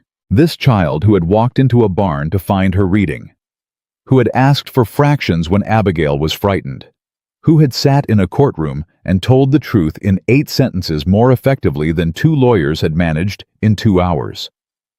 "Yes," Abigail said, "I'm staying." Emma looked at her for one more moment. Then she stepped forward and put her arms around Abigail's waist and held on with the specific intensity of a child who doesn't do this easily and means it completely when she does. Abigail held her back. She pressed her eyes closed. She thought about how $12 and 3 days of running had brought her here to this yard, this child, this particular moment of being held on to, and she could not begin to construct a version of her life in which she would have chosen differently, even knowing everything the past 3 months had cost. "All right," Emma said, finally pulling back and restoring her dignity. "I made supper. It's probably cold now. I'll heat it up," Abigail said. "I know how to heat things up," Emma said, with mild offense. "I know you do. Come help me anyway." Emma went ahead of her into the house. Pete looked at Abigail. "Thank you," she said, "for everything, these past weeks." Pete looked at his boots. He was constitutionally uncomfortable with direct thanks, which was something she had noticed immediately and found endearing. "Just doing my job," he said. "You did considerably more than your job," she said. "Don't tell Wyatt that," he said. "He'll think I want a raise. Do you?" Pete looked at her with an expression caught between surprise and amusement. "Probably," he said. Then he walked back toward the barn before she could respond. She went inside. The weeks that followed the hearing moved differently than the weeks before it. Not slower. There was still work, always work. The ranch operating with the specific demands of late summer moving toward fall. But the quality of the days was different. The constant background pressure of the legal threat was gone, and without it, the ordinary texture of the ranch revealed itself more clearly, the work that needed doing, the decisions that needed making, the people who needed tending. Abigail settled into all of it, with the particular ease of someone who has found the right size of life and recognizes it. She continued with the finances, not because she had to, but because she was good at it, and the ranch benefited, and Wyatt had long ago stopped pretending he could manage the books as well as she could. They had a conversation about this directly the way they had conversations about everything plainly at the kitchen table, without performance. "The water rights income needs to be managed separately from the ranch operating account," she said one evening in mid-September. "When the spring surveys come in and the neighboring access arrangements are formalized, you'll have a revenue stream that's distinct from the cattle operation. They should be treated as distinct." Wyatt looked at her from across the table. "You've already set up the accounts." "I set up a proposal," she said. "I need your agreement before anything is finalized." "You have it," he said. "You didn't even look at it." "I looked at it this afternoon," he said. "It's correct." She set down her pen. "When did you look at it?" "When you were at the south fence with Pete." He met her eyes with the steady calm that she had stopped finding neutral and had started finding specifically directed. "You left it on the table. I read it." "You read it and didn't say anything."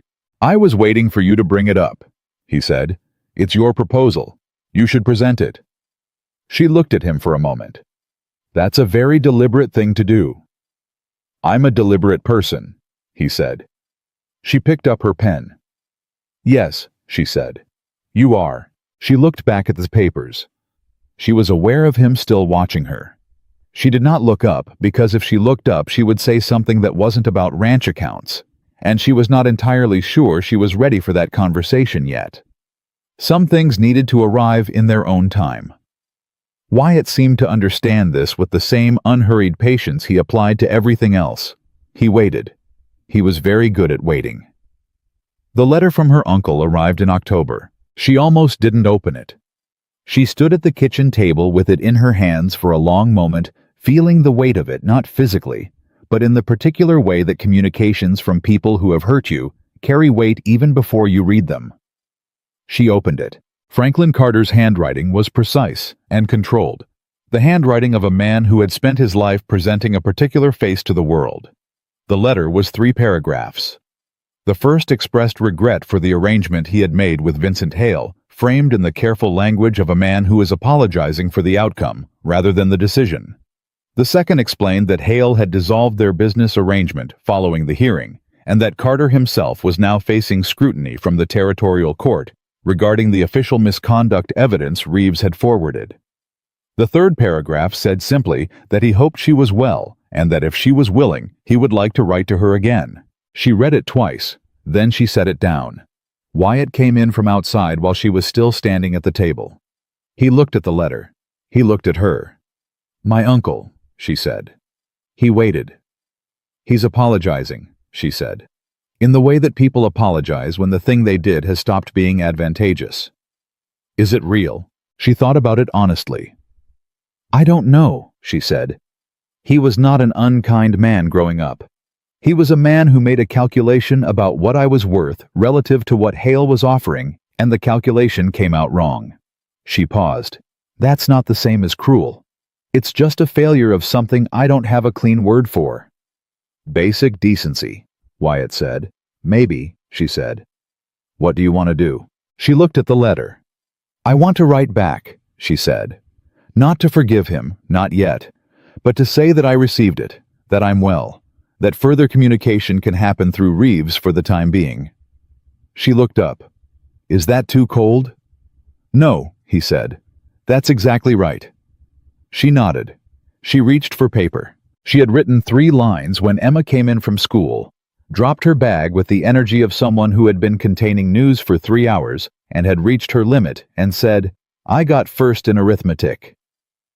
Abigail set down her pen. Wyatt looked up from the corner where he had been reading.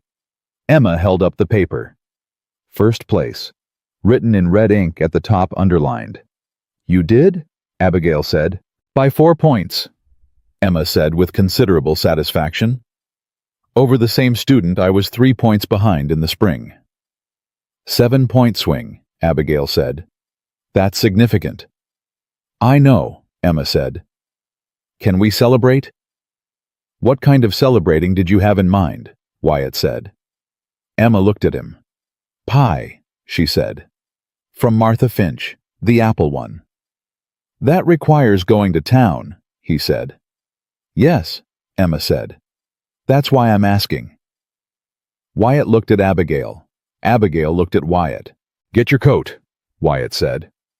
Emma was already moving. They drove to town in the wagon, all 3 of them, which had become without any formal announcement, simply the way things were done. Martha Finch served them pie at the kitchen table and congratulated Emma on the arithmetic result, and looked at Wyatt and Abigail with the warm, unsurprised expression of someone who had married them under rushed circumstances and always believed in the outcome anyway. "Harold said the courthouse was full," Martha said.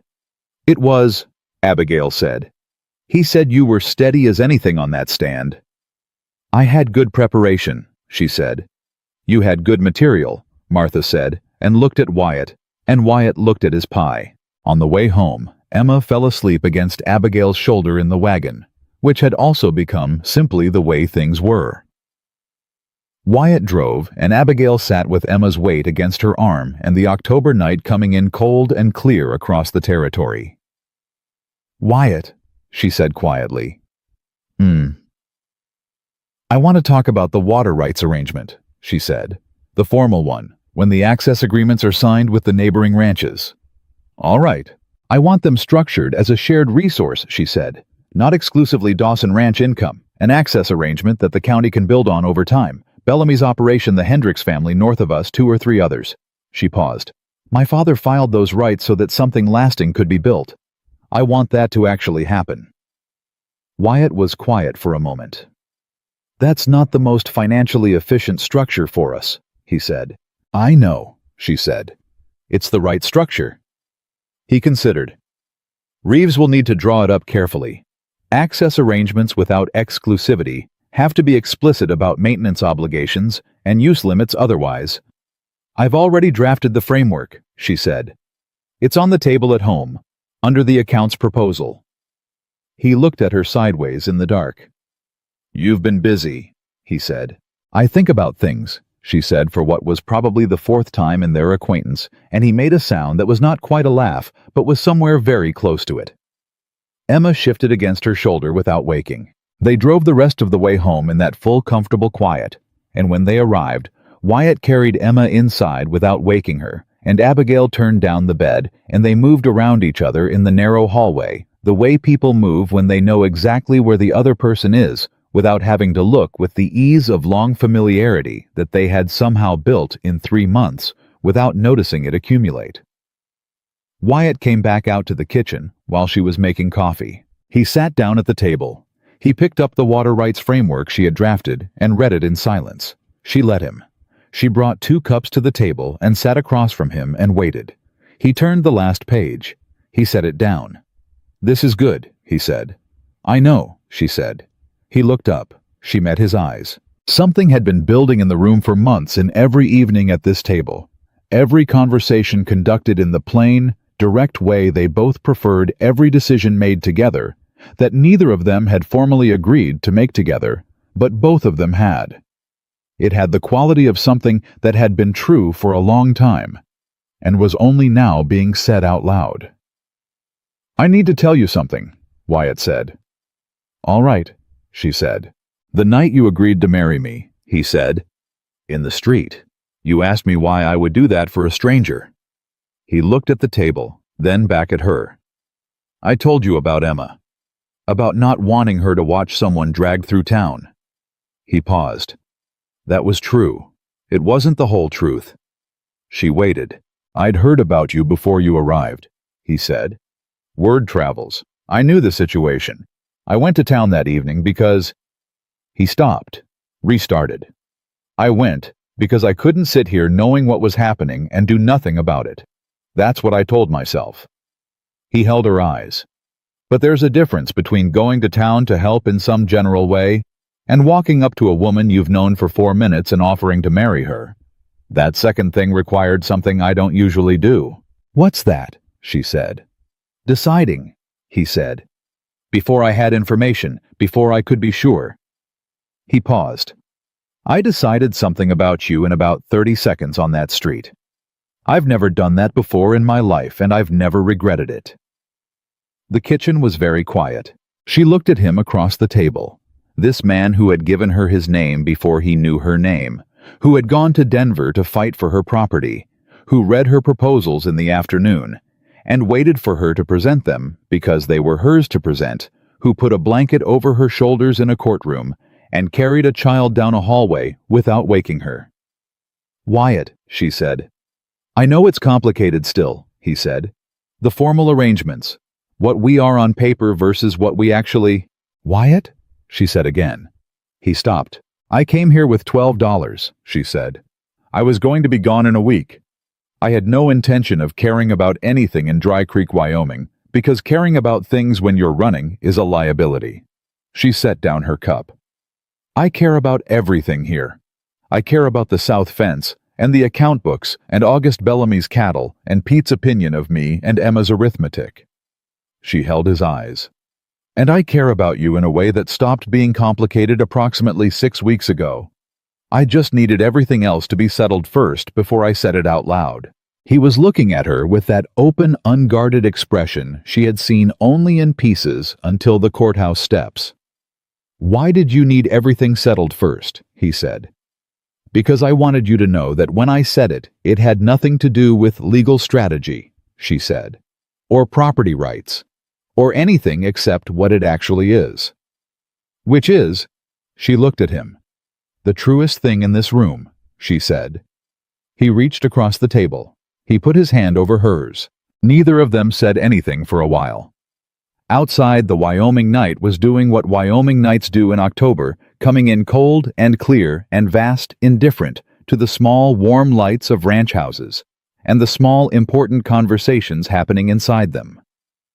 The stars were the kind that only appear when the air is clean and cold, and there are no other lights to compete with them. Eventually, Emma appeared in the doorway in her nightgown, having woken up, and found herself in bed without remembering how she got there, looking at the two of them at the kitchen table with an expression of complete and satisfied confirmation.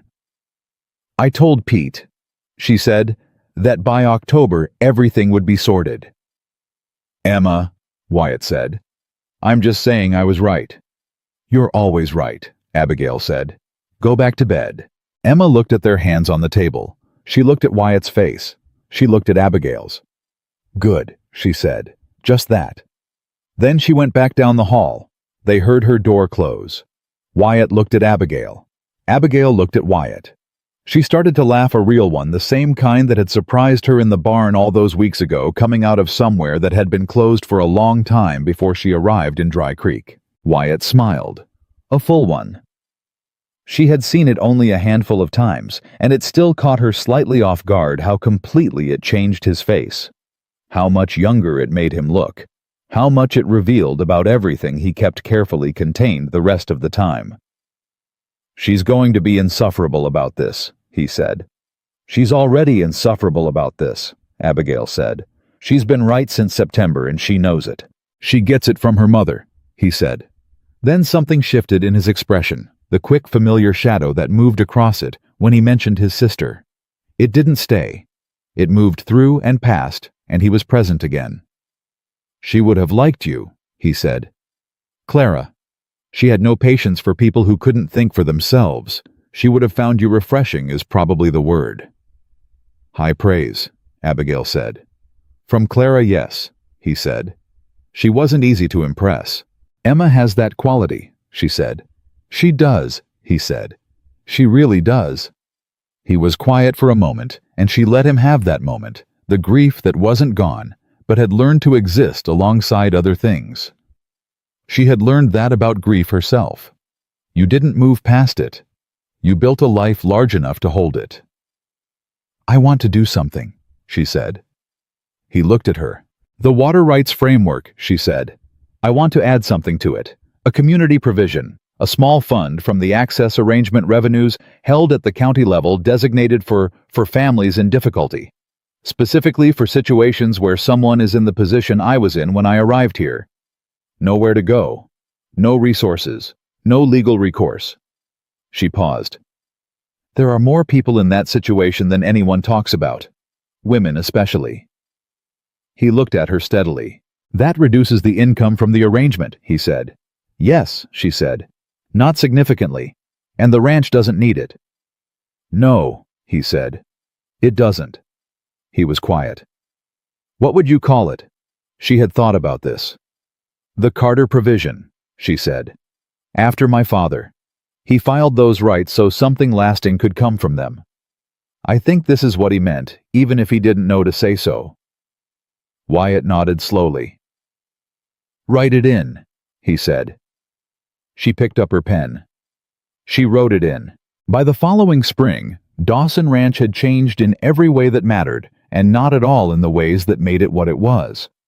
The cattle operation had expanded 200 additional head, a new arrangement with a buyer in Cheyenne that Pete had negotiated with quiet satisfaction and reported to Wyatt as though it had been a minor administrative task rather than the best deal the ranch had seen in a decade.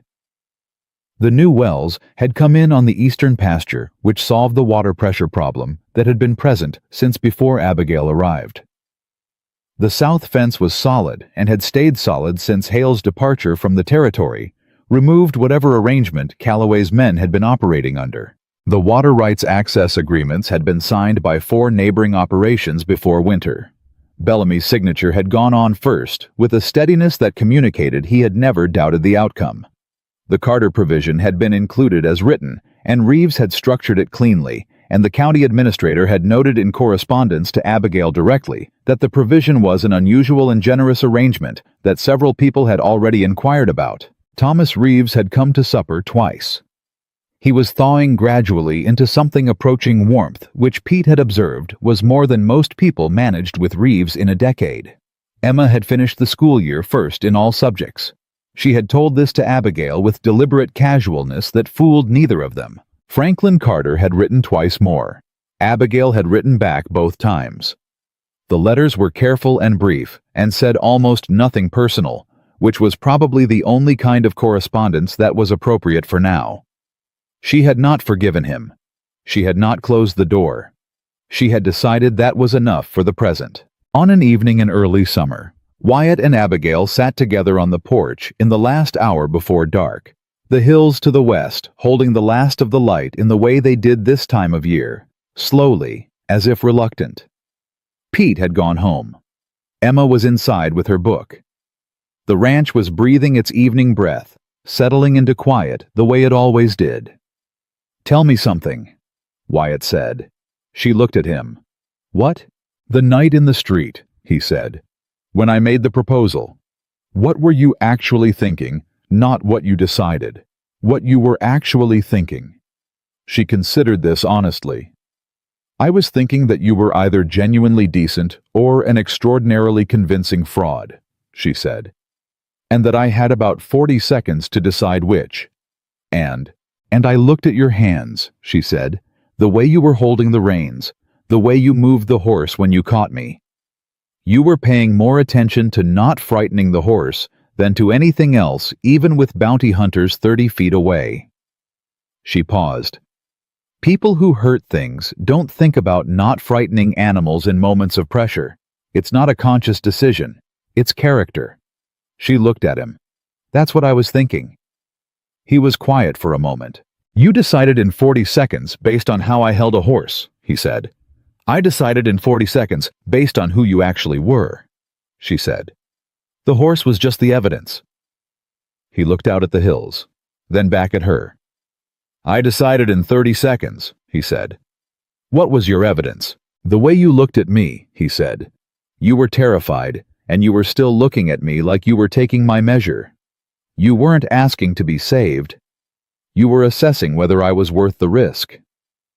He paused. "I'd never seen that before. Not like that. I thought there's someone who's going to be all right no matter what. I just wondered if I could be part of what all right looked like for her." She looked at him for a long moment. "And," she said. "And here we are," he said. She reached over and put her hand in his. He closed his fingers around it. They sat like that while the light finished doing what it was doing with the hills and the first stars came out over Wyoming and the ranch went fully quiet around them. Here we are. 3 months ago, she had been running with $12 and no name she dared use and no future she could see past the next road. She had run straight into a man who held a horse gently in a moment of crisis and offered her his name before she offered him anything at all. She had taken it. She had not known she was taking everything that came with it. The ledgers, the fence line, the child in the barn, the kitchen table at midnight, the lawyer in Cheyenne, the courthouse steps, the hand that was now closed around hers, like something that had been there long enough to know exactly how to hold. She had not known. She knew now. Some people spend their whole lives searching for the place where they are fully exactly, without remainder themselves. Some people never find it. Abigail Carter had found hers by running into a horse on a street in Dry Creek, Wyoming in the last summer of her old life and the first evening of everything that came after. She had not been rescued. She had never needed rescuing. She had needed someone to stand beside her long enough for her to remember what she was capable of and then to stay freely after the remembering was done. That was what Wyatt Dawson had given her. Not safety, not security, not even love first, though love had come steadily the way he did everything without drama, without conditions, in the same unhurried way he moved through every room he entered. He had given her the chance to choose, and she had chosen, every single day. in $12 decisions and 4-page documents and courthouse steps and kitchen tables and one clear winter morning when she added a provision to a legal document in her father's name and felt something finally fully close. The cowboy who had offered a stranger a single night had not known what he was offering. Neither had she. They had found out together. That was the only way such things are ever truly found. And the life they built from